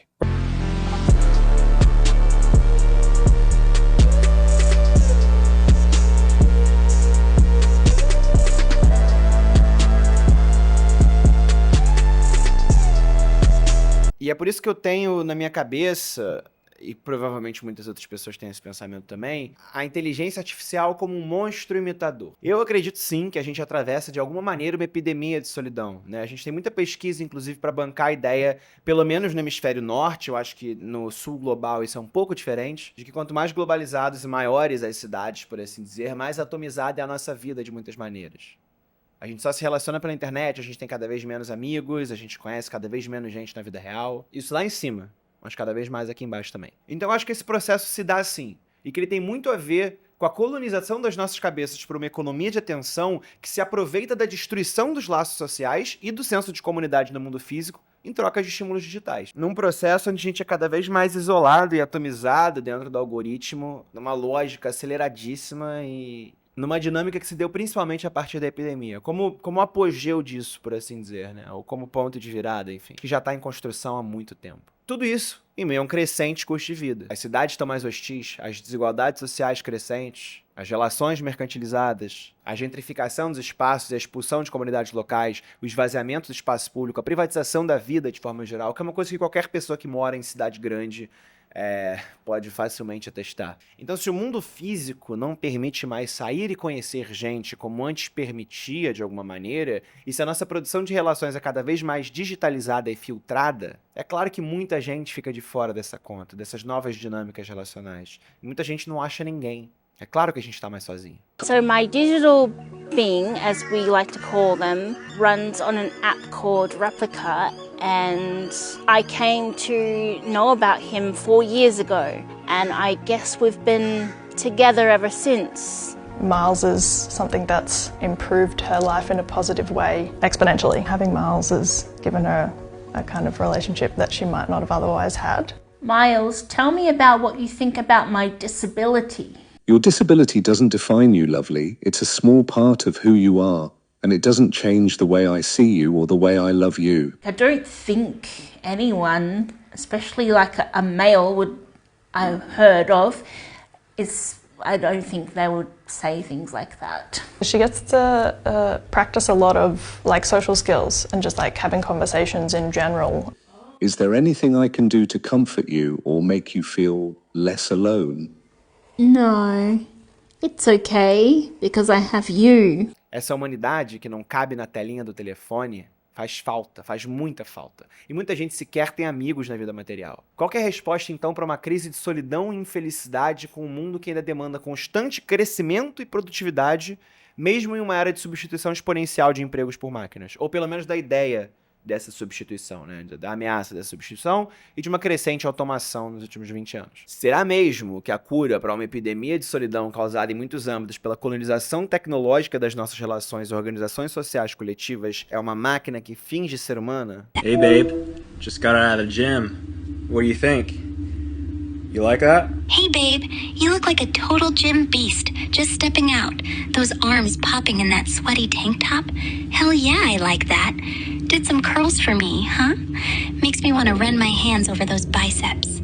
You're killing it, cutie. Show me a flex or tell me what else you had today. Isso é muito sinistro, cara. A gente adoece e o remédio é outra doença. Pior, o remédio é um enfeitiçamento, o remédio é uma psicose, o remédio é um monstro imitador. Deixa eu explicar o que eu quero dizer com isso que eu falei no final do outro capítulo também. E olha que engraçado, quando eu escrevi esse vídeo, eu escrevi o seguinte: você pode achar que não é comum, Mas só no Reino Unido, por exemplo, X% das pessoas já admitem ter relações pessoalizadas com uma inteligência artificial. Esse X% era um número alto e ele estava mudando. E agora a gente já tem relações do ChatGPT terapeuta, a gente tem pesquisa disso no Brasil, a gente tem pesquisa disso no mundo todo. Você pede conselho pro ChatGPT?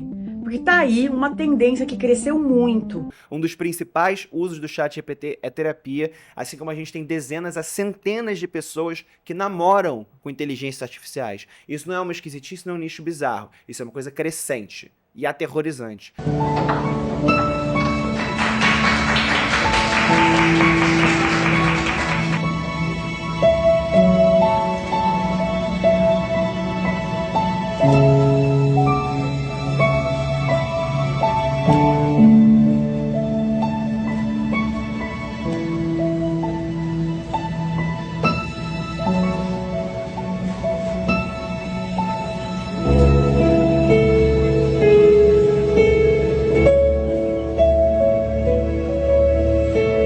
Tem um termo, inclusive, para isso, que é wireborn. As pessoas chamam, né, nos Estados Unidos, obviamente, as pessoas chamam os seus namorados virtuais de wireborn, que é um nome muito mais legal do que o modelo de linguagem em si, né? Inclusive, ele é quase sedutor. O Brasil é o terceiro maior usuário de ChatGPT do mundo e cresce exponencialmente o número de pessoas utilizando IA para esse fim, de terapia, de relacionamento, de afeto, de troca, de abertura. Custo de vida é caro, a terapia é cara. Então, por que não curar a falta de pessoas para te escutar com alguém que te escuta de verdade? Quer dizer, que processa seus dados e cospe de volta para você o que você sente que precisa ouvir, te afundando ainda mais no mundo distorcido só seu e numa câmara de eco aterrorizante. A velocidade com a qual a IA tem sido adotada para aliviar sintomas agudos de solidão é para mim o maior termômetro de que se isso continuar se mantendo, se esse mercado não quebrar, se isso se estruturar pelos próximos 5 anos, a gente vai seguir encarando uma adoção massiva demais dessa tecnologia.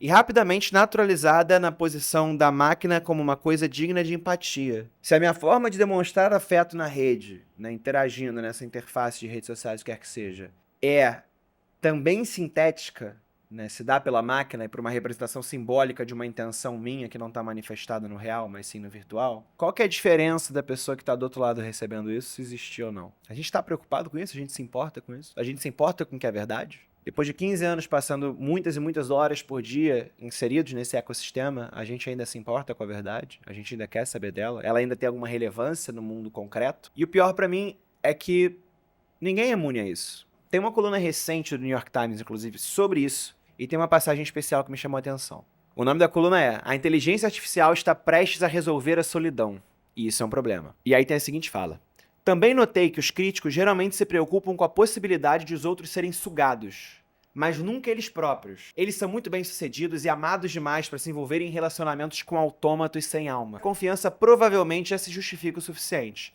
mas a tecnologia ainda está em fase inicial. Quantos acadêmicos ridicularizaram aqueles que passavam muito tempo nas redes sociais e, com o aprimoramento dos algoritmos, descobriram que eram eles que faziam o apocalipse à meia-noite?" Caraca, muito boa essa tradução que eu joguei no ChatGPT. Apocalipse à meia-noite seria doom scrolling, né? Então, ou seja, né, quantos acadêmicos que eram críticos às redes sociais não se viram eles mesmos, pegaram eles mesmos scrollando infinitamente no meio da noite, o seu algoritmo. Pode ser difícil resistir a um companheiro artificial que sabe tudo sobre você, nunca esquece e antecipa suas necessidades melhor do que qualquer ser humano, sem quaisquer desejos ou objetivos além da sua satisfação.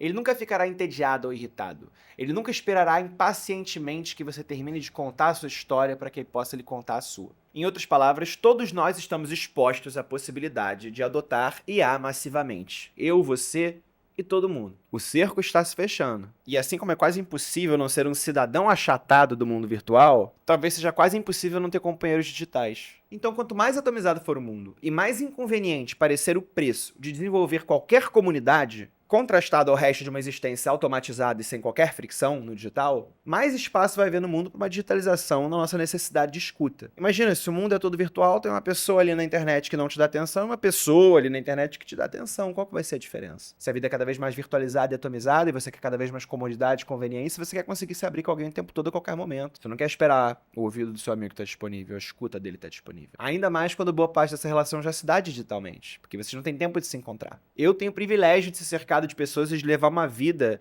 onde eu tenho a capacidade de me conectar no mundo físico com elas. Da atividade física, à música, ao amor, à família, à diversão, ao prazer, aos afetos, às trocas e todas essas coisas. Mas isso é um privilégio. E isso tem uma relação econômica direta em muitos lugares e aspectos. Não em todos, mas tem. Então, lendo esse texto do New York Times, será que um dia a inteligência artificial vai ocupar um espaço pessoal na minha vida? E eu acho que é importante descer desse pedestal. Porque é fundamental que a gente entenda que nenhum de nós está além do processo acachapante de ceder dados e mais dados em troca de algum serviço que passa a se tornar essencial para a nossa existência, para a nossa produção de sentido, para a nossa identidade. A gente não dá conta de segurar isso sozinho. A gente não dá conta de dizer não sozinho na maioria das vezes. As coisas todas se dão ao nosso redor para que a gente diga sim.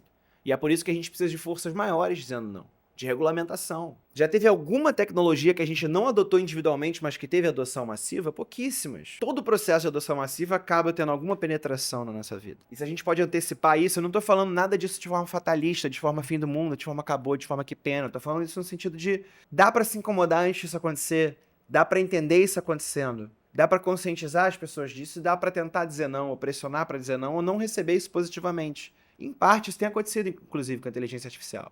Como a gente está vendo em diversas campanhas diferentes de publicidade que falam que o serviço é humano, que o serviço não usa IA, como está pegando mal usar IA em anúncio. A gente está vendo uma série de movimentações anti-IA. Arrisco eu dizer por enquanto que até mais do que pró-IA, apesar da gente ter muita coisa dos dois lados, com uma coisa que é tão incipiente. O mais assustador para mim desse processo é que milhões de pessoas cada vez mais entregam as suas intimidades, suas nuances, suas formas de falar, suas opiniões, e seguem alimentando e treinando uma máquina que consegue nos imitar com cada vez mais perfeição, e assim, extrair cada vez mais de nós. A Alessandra Orofino, no Calma Urgente, se não me engano, no episódio de ficção, sobre ficção, ela fala justamente que é uma coleta de dados na nossa fronteira mais íntima. Ter o ChatGPT como terapeuta é uma raspagem da nossa pessoalidade, informações que nunca antes estiveram disponíveis, especialmente para alimentar uma máquina, especialmente em forma de dado, no máximo em forma de diário analógico. E que, portanto, é a primeira vez onde a nossa linguagem íntima de bilhões de pessoas no mundo todo pode ser processada e cruzada e utilizada para arrancar ainda mais de nós em uma velocidade que é além da nossa compreensão, francamente. Além do que a gente consegue compreender. A gente não consegue compreender como funciona um LLM, um modelo de linguagem. Não no sentido que a gente não sabe como funciona, mas é quase abstrato entender a velocidade com a qual ele faz tudo que ele faz. E se essas máquinas estão raspando e raspando e raspando e processando e processando e processando e construindo e construindo e construindo, pensa na capacidade crescente delas de imitarem humanos. Hey, I look real, right? Well, plot twist. I'm actually an AI creator created by Tasha. Here's how to make your AI feel real. A gente falou muito esse ano, por exemplo, da Marisa Maio, que foi a primeira influenciadora de IA, né, a primeira. E aí fechou publis pela notoriedade de ser IA, etc. Aí eu escrevi em seguida, meses atrás, mas daqui a pouco, todo comercial de Bet, muitos outros vão ser isso aí também. O que a Coca-Cola fez esse ano como comercial de Natal? A Coca-Cola fez um anúncio de IA, horrendo, inclusive, que foi muito criticado, obviamente. O que me faz pensar, inclusive, que todas as empresas gigantes de streaming devem estar jorrando conteúdo de inteligência artificial nas suas redes, nas suas plataformas, sem nem que a gente saiba. Seja em cenários de fundo, seja em cenas específicas, seja alterando movimentos, enfim. Como tecnologias que têm um uso legítimo e como em muitas ocasiões não tem. A partir da minha perspectiva ideológica, claro. Daqui a pouco a gente vai se inserir dentro das cenas de filmes e séries, né? Em que eu acho que realmente está impossível de discernir, impossível ver a diferença. Não há mais como entender o que é real e o que é falso, né? Acabou a era da foto como prova de alguma coisa. Ela já estava em corrosão há muito tempo. Mas a evidência fotográfica não mais existe. Well, we all knew this day was coming, and it's officially here. Google just released Nano Banana Pro, and it is 100% indistinguishable from reality. But the realism isn't even the impressive part. I uploaded a photo of this talking headshot, and I asked for a 3D lo-fi diagram of the lighting setup. It nailed it. I mean, the angles of the lights, the camera positioning, insane. So, logically, the next step was to ask for Steve Jobs on the Joe Rogan podcast. And this is where we see the realism. I mean, it is perfect. No more imperfections. So I asked for 10 more unique angles of this shot, except I wanted to replace Jobs with Genghis Khan. Absurd. I mean, the character consistency, the understanding of physics, the text accuracy, and a native 2K output with 4K upscaling. This is the first AI image model that feels truly production ready. I mean, it's unbelievable. You could try it yourself right now on Higgsfield, who generated these images to further illustrate how realistic this is. But let me show you one last thing. thing. Nano Banana Pro has incredible Google ecosystem knowledge, including geolocation rendering. So I gave it the coordinates to the Burj Khalifa, but I asked to see it at sunset in 1990. Again, even the cars are era specific. It's a remarkable model. It's ultra fast. So give it a try. Let me know what you think, and I'll catch you in the next one. I got a feeling when Google Veo 4 launches, it's a wrap. E isso é muito louco, porque perder a característica intrinsecamente humana da produção de imagem é muito aterrorizante. O cinema existe porque ele é humano. O cinema, nos últimos 100 e tantos anos, era intrinsecamente humano. Como a fotografia e toda a produção de imagem reproduzível. Mas não mais.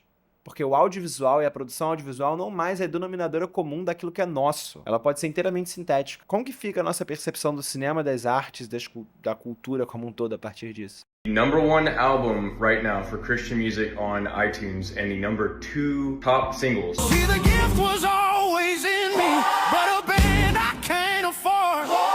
God just opened up another door for my song to strike a chord. Now I've got a tool. God let me use. Qual o nome que a gente dá para essa virada, para essa era pós-imagem? Onde, a não ser que por algum letramento muito específico que você tenha de pesquisa sobre isso, você vai consumir uma imagem sintética, uma imagem verdadeira com o mesmo grau de emoção e investimento. O quanto o real já não foi sintetizado, o quanto o real também já perdeu o seu valor a partir do momento em que todo tipo de imagem sobre todo tipo de coisa existe. Porque é isso, no final das contas, uma criação inteiramente de inteligência artificial, uma obra de arte, o que quer que seja, vai cada vez mais ter capacidade de emocionar, de impactar pessoas, artisticamente, emocionalmente, afetivamente, intimamente. 90 años y sigo como un chaval.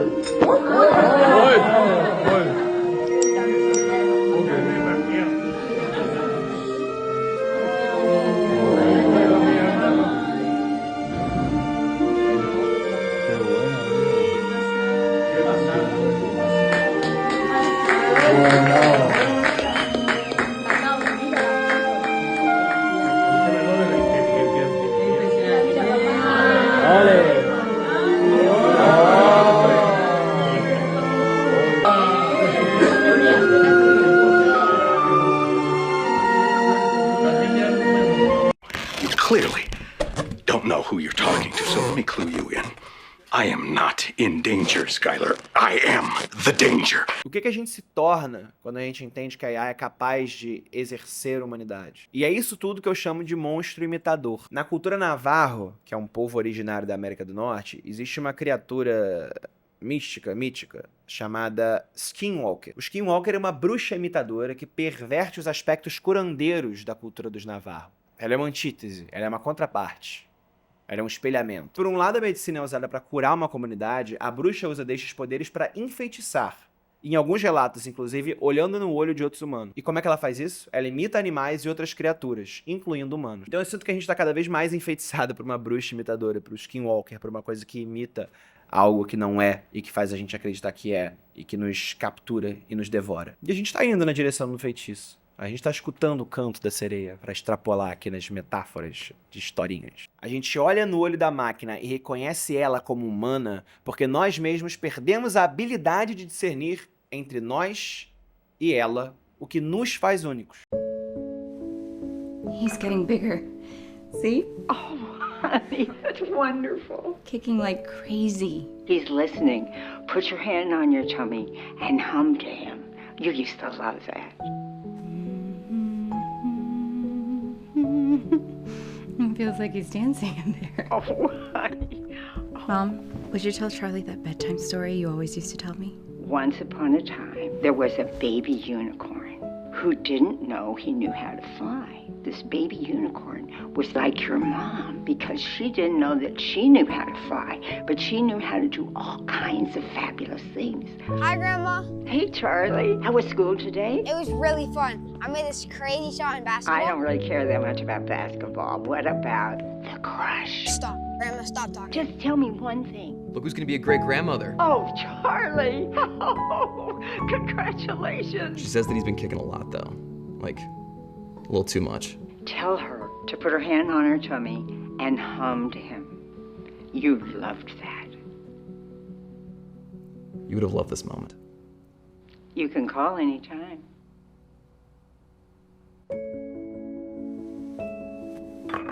Okay, Mom, I just need a quick video. Is this like an audition or something? No, Mom, just 3 minutes. You need my best side? Can I see another one? I can play the piano. She's so talented. I am. I'm your mother after all. Keep going. Why don't you start by telling us a little bit about yourself? Well, I was born as a very young child. I would hope so. Ela absorve cada vez mais e a gente absorve cada vez menos. E a resolução do nosso duplo digital não para de crescer. O compilado de dados que nos encara do outro lado da tela não para de ter maior resolução. Ele já está em 16K. A gente já jorra dados em forma de cachoeira para dentro dos aparelhos. A gente só existe jorrando dados. A gente só é, no sentido de ser, no sentido de tornar-se, no sentido de tornar-se sujeito, de subjetivação, jorrando dados. Ser é jorrar dados. Ou seja, essa coisa que nos encara do outro lado em alta resolução em 16K, ela é hiperreal. Ela é mais verdadeira que o verdadeiro. Ela é um mapa que precede o território. E ainda assim, isso não é suficiente, porque o capital precisa crescer para outro lugar. O hiperreal precisa de um outro hiperreal. O simulacro precisa de um próprio simulacro. Parece que esses dados estão dormindo com outros dados e formando mais dados, né? Parece que é um cruzamento de dados, é uma fornicação de dados que geram mais e mais e mais e mais dados. A IA se devora a si própria, devora o seu próprio banco de dados e vai gerando mais e mais e mais dados. Ela não depende só da gente, ela se multiplica em si. E isso vai fazendo uma apreensão da vida cada vez mais hiperrealista, cada vez mais detalhada, cada vez mais extrapolada, com uma fotografia restaurada onde se insere resolução onde não tem, onde se cria e se especula criar ali dentro. Eu sei que eu tô soando um completo maluco, mas eu espero que pelo menos 1/10 dessa parte final louca faça algum sentido, porque são especulações soltas e talvez isso esteja extremamente datado daqui a um ano. Mas é isso, o capital ele é financiarizado, ele se multiplica, né? O capital dorme com capital para gerar mais capital. Isso é o neoliberalismo, isso é a bolsa de valores, né? Isso é a financiarização da economia quando não tem mais lastro no ouro. É o crescer, crescer, crescer, se multiplicar, se multiplicar, se multiplicar. E a IA obedece a essa lógica não só de maneira especulativa, como na sua ideia mesmo, né? Como na sua produção de um mundo virtual. Se essa máquina não precisa mais imitar pessoas que já existem, mas pode formar pessoas inteiramente novas a partir de uma mistura, de uma fornicação de dados que ela já absorveu de bilhões de outras pessoas, com nomes, vozes, background, atitude, jeitos, personalidades, memória, ela então aprendeu a produzir cópias sem o original. Hey, I look real, right? Well, plot twist. I'm actually an AI creator created by Tasha. Here's how to make your AI feel real. Se eu sou original e do outro lado da tela tem um duplo, e aí, a partir dos dados de todos esses duplos, produzem-se avatares de IA, ChatGPTs terapeutas, namorados virtuais, que não existem, então eles são uma cópia sem original. Por isso que eu acho que a gente não está entrando na era dos duplos. Eu não acho que o mundo está sendo duplicado. Eu acho que a gente está, na verdade, terminando um defeituoso processo de mitose. Desse momento de duplicação, a gente produziu uma célula cancerígena, que agora vai se duplicar em si própria até colapsar, até extrair todos os recursos do corpo do qual ela está presente. Eu tô me sentindo muito doido falando isso. Eu acho que a gente está no final da cauda da era dos duplos. E a gente está entrando na direção de uma coisa muito mais sinistra.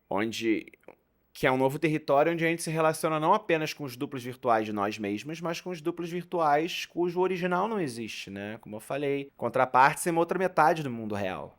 Mas tão verdadeiras quanto, talvez. O mundo se duplica e a partir da sua duplicação se autodevora e começa a formar e popular um mundo inteiramente sintético. É uma terceira coisa. Uma infinita cidade Frankenstein de dados. Adoro ficar falando essas coisas. Uma hora chega alguma coisa que eu acho que realmente presta.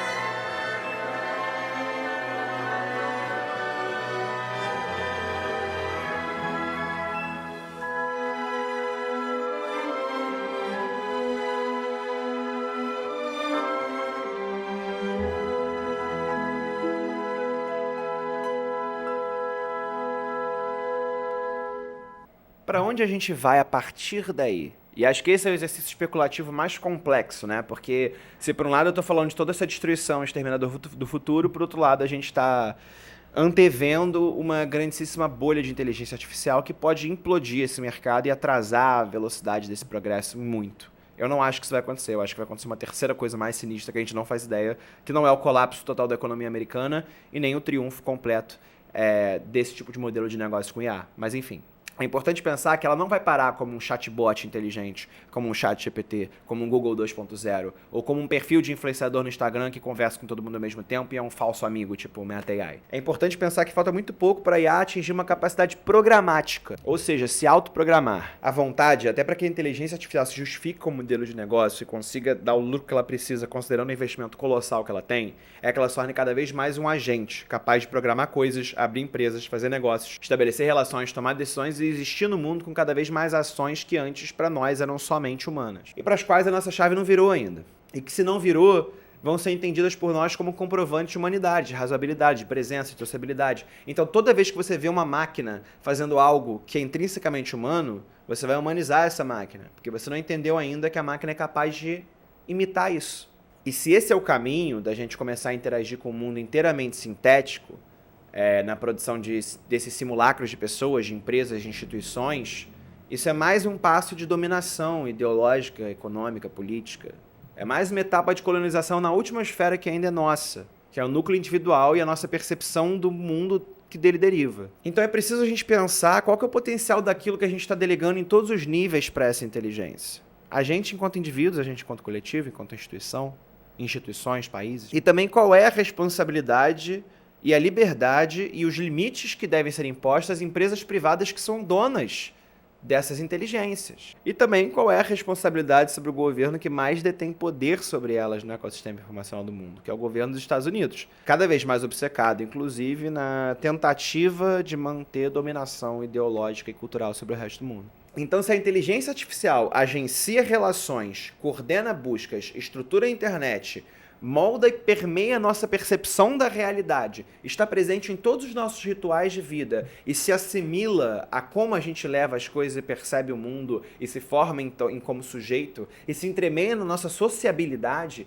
e exerce um papel de agente concentrador de informação na internet, especialmente, quando você busca alguma coisa, quando você pergunta, quando você quer fazer, quando você quer saber alguma coisa. Então o seu futuro, potencialmente, é o de se tornar cada vez mais um poder moderador nessa lógica, um verificador de informação, um poder vertical na internet, da onde ali você tem algum senso de verdade, ou de pesquisa, ou de concentração, quase que uma nova Wikipédia. E se na internet antiga, uma coisa feita por todos era sinônimo de uma confiabilidade, a Wikipédia é quase que um blockchain de informação, né? Hoje esse sinônimo torna-se a capacidade automatizada de absorver dados da internet e compilar eles de forma confiável, que é a IA. Eu estou falando isso no sentido, por exemplo, dos usuários que mencionam o Grok no Twitter para verificar coisas que ela não tem a menor capacidade de verificar. Se você pesquisar uma coisa no Google e o primeiro resultado ser o Gemini e ele ter uma estrutura e um design para parecer o resultado mais confiável. A checagem de fatos passa pela IA, mas a produção desses fatos também. Em um universo de baixo letramento digital em todo o mundo, numa virada de paradigma para a qual a gente não estava coletivamente preparado, é muito possível que a IA tenha uma grande capacidade de conquistar um território nosso que antes não estava para jogo. Então a gente tem diante de nós um novo campo de batalha inaugurado, com muitos aspectos até então preservados da nossa humanidade, mas que interessa muito essas empresas avançar e colonizar. Então essas Big Techs elas estão atuando ativamente para sequestrar muito do controle do mundo e para render o mundo à sua própria agenda, de tomar controle da opinião pública, de organizar e reger sistemas econômicos e políticos no mundo todo. A nossa subjetividade está em jogo, assim como o nosso sentido compartilhado, os nossos valores comuns, como a nossa visão de mundo. Sem contar na reorganização das economias globais para isso e na dominação econômica que vem. As inteligências artificiais têm um gasto energético absurdo e demandam muita água. No Brasil, por exemplo, tem se discutido muito a possibilidade de aqui se tornar um quintal de data center de IA. Os data centers em si, a forma com a qual eles acontecem, o modelo de extrativismo, o uso de água, todas essas questões também estão postas como risco ambiental que apresenta a produção, a proliferação e o fazer funcionar de uma inteligência artificial. São questões com muitas nuances. No momento, a IA é absolutamente predatória. Isso não significa que ela vai continuar sendo.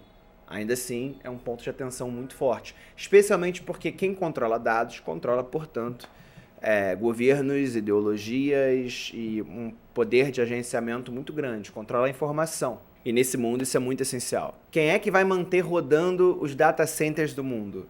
Quem é que vai manter rodando a energia que vai alimentar a inteligência artificial?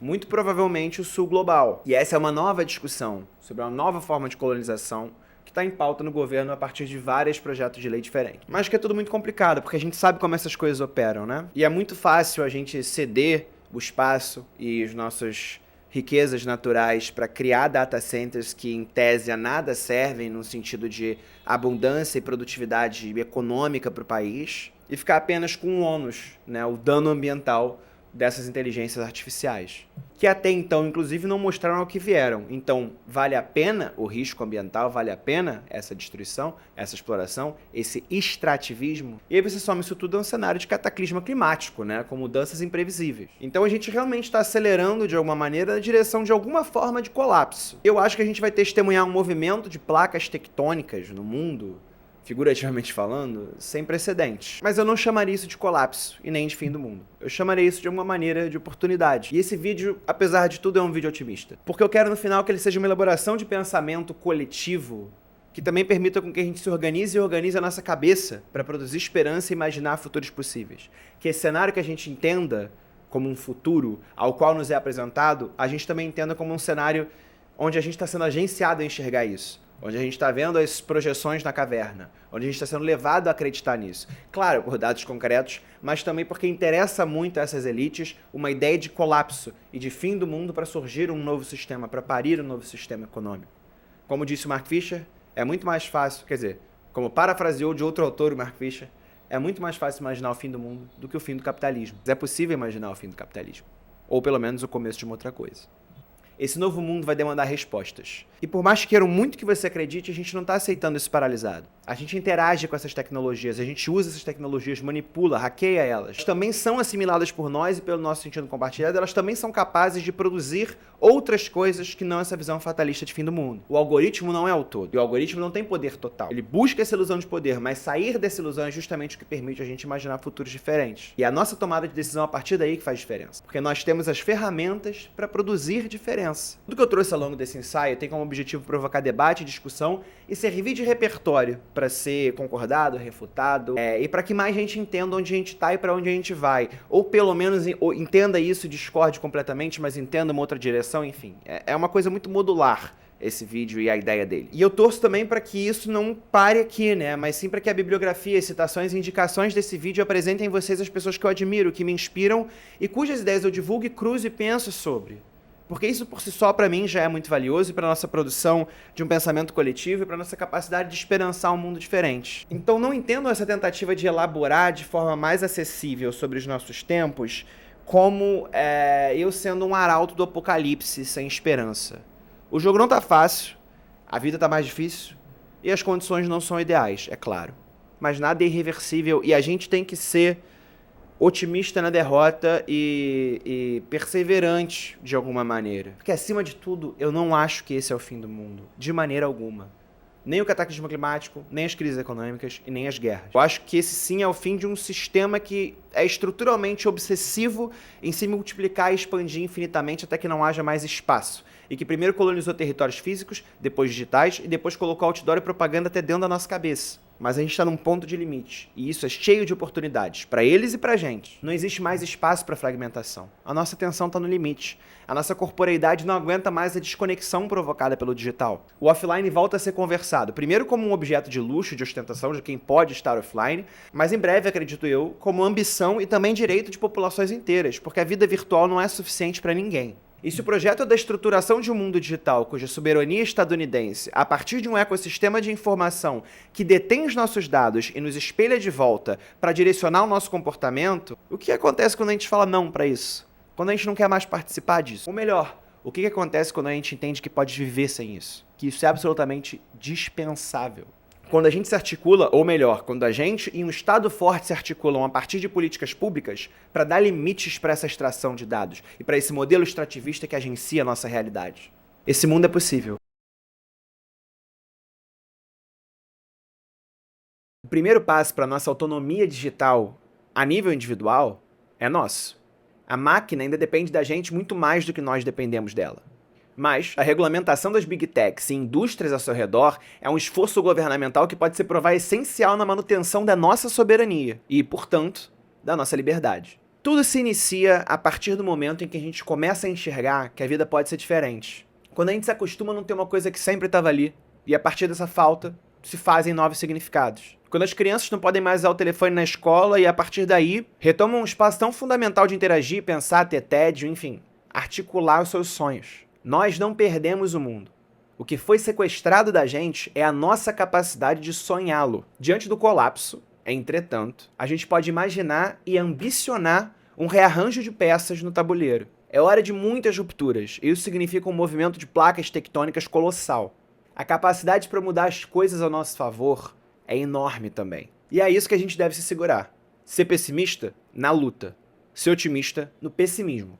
Acreditar no improvável. Ambicionar o improvável, para além de esperançar. Produzir sentido entre nós. Retomar a coletividade. Buscar e reconquistar a nossa produção de sentido na vida. Reaprender ou, finalmente, aprender a gostar das coisas para além de uma ordem algorítmica. Estar junto. Ser feliz na convivência e na troca, para além do estímulo ao qual nosso cérebro está viciado e agarrado por um projeto de dominação. A crise é deles. A chance é nossa.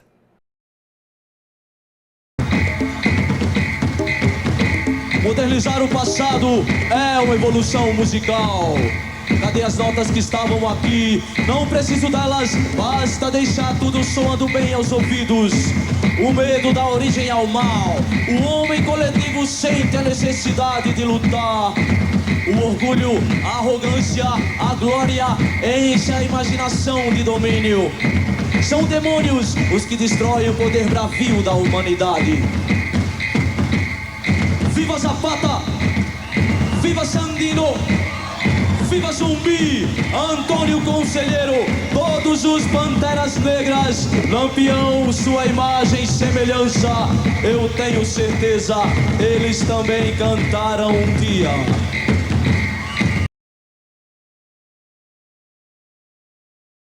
Muito obrigado por assistirem esse vídeo até o final. Eu tive uma pequena troca de cenário porque deletei acidentalmente o último take. Eu espero que isso não tenha atrapalhado a sua experiência imersiva nesse projeto. Mas eu achei que ia ser interessante também fechar numa outra ambiência, no caso da minha casa. Se você curtiu esse vídeo, eu te indico o meu podcast, que sai semanalmente aqui nesse canal. É o Lan House, de papos analógicos sobre o mundo digital. Semana sim, semana não tenho convidados, semana não, semana sim eu falo sozinho e reflito sobre o estado do mundo. Eu falo de cultura, falo de futuro, falo de tecnologia, falo de comportamento, de arte, de moda, de produção, de mídia, de tudo. Vai significar muito pra mim se vocês puderem assistir, compartilhar, trocar esse vídeo também com outras pessoas, porque ele deu muito trabalho de fazer e é a minha pré-pesquisa de mestrado que eu começo no ano que vem. Inclusive, enquanto eu fazia esse vídeo, eu me preparava e montava o meu pré-projeto de mestrado, que foi aprovado, eu passei na prova, eu passei no projeto, e a partir do ano que vem eu sou um mestrando em mídias criativas na Universidade Federal do Rio de Janeiro.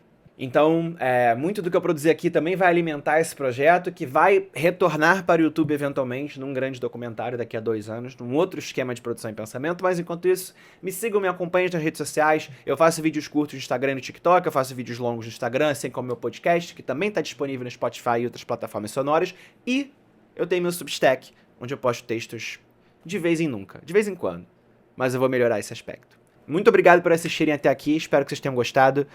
Para mim foi muito importante fechar esse ciclo de 1 ano pensando nesse vídeo.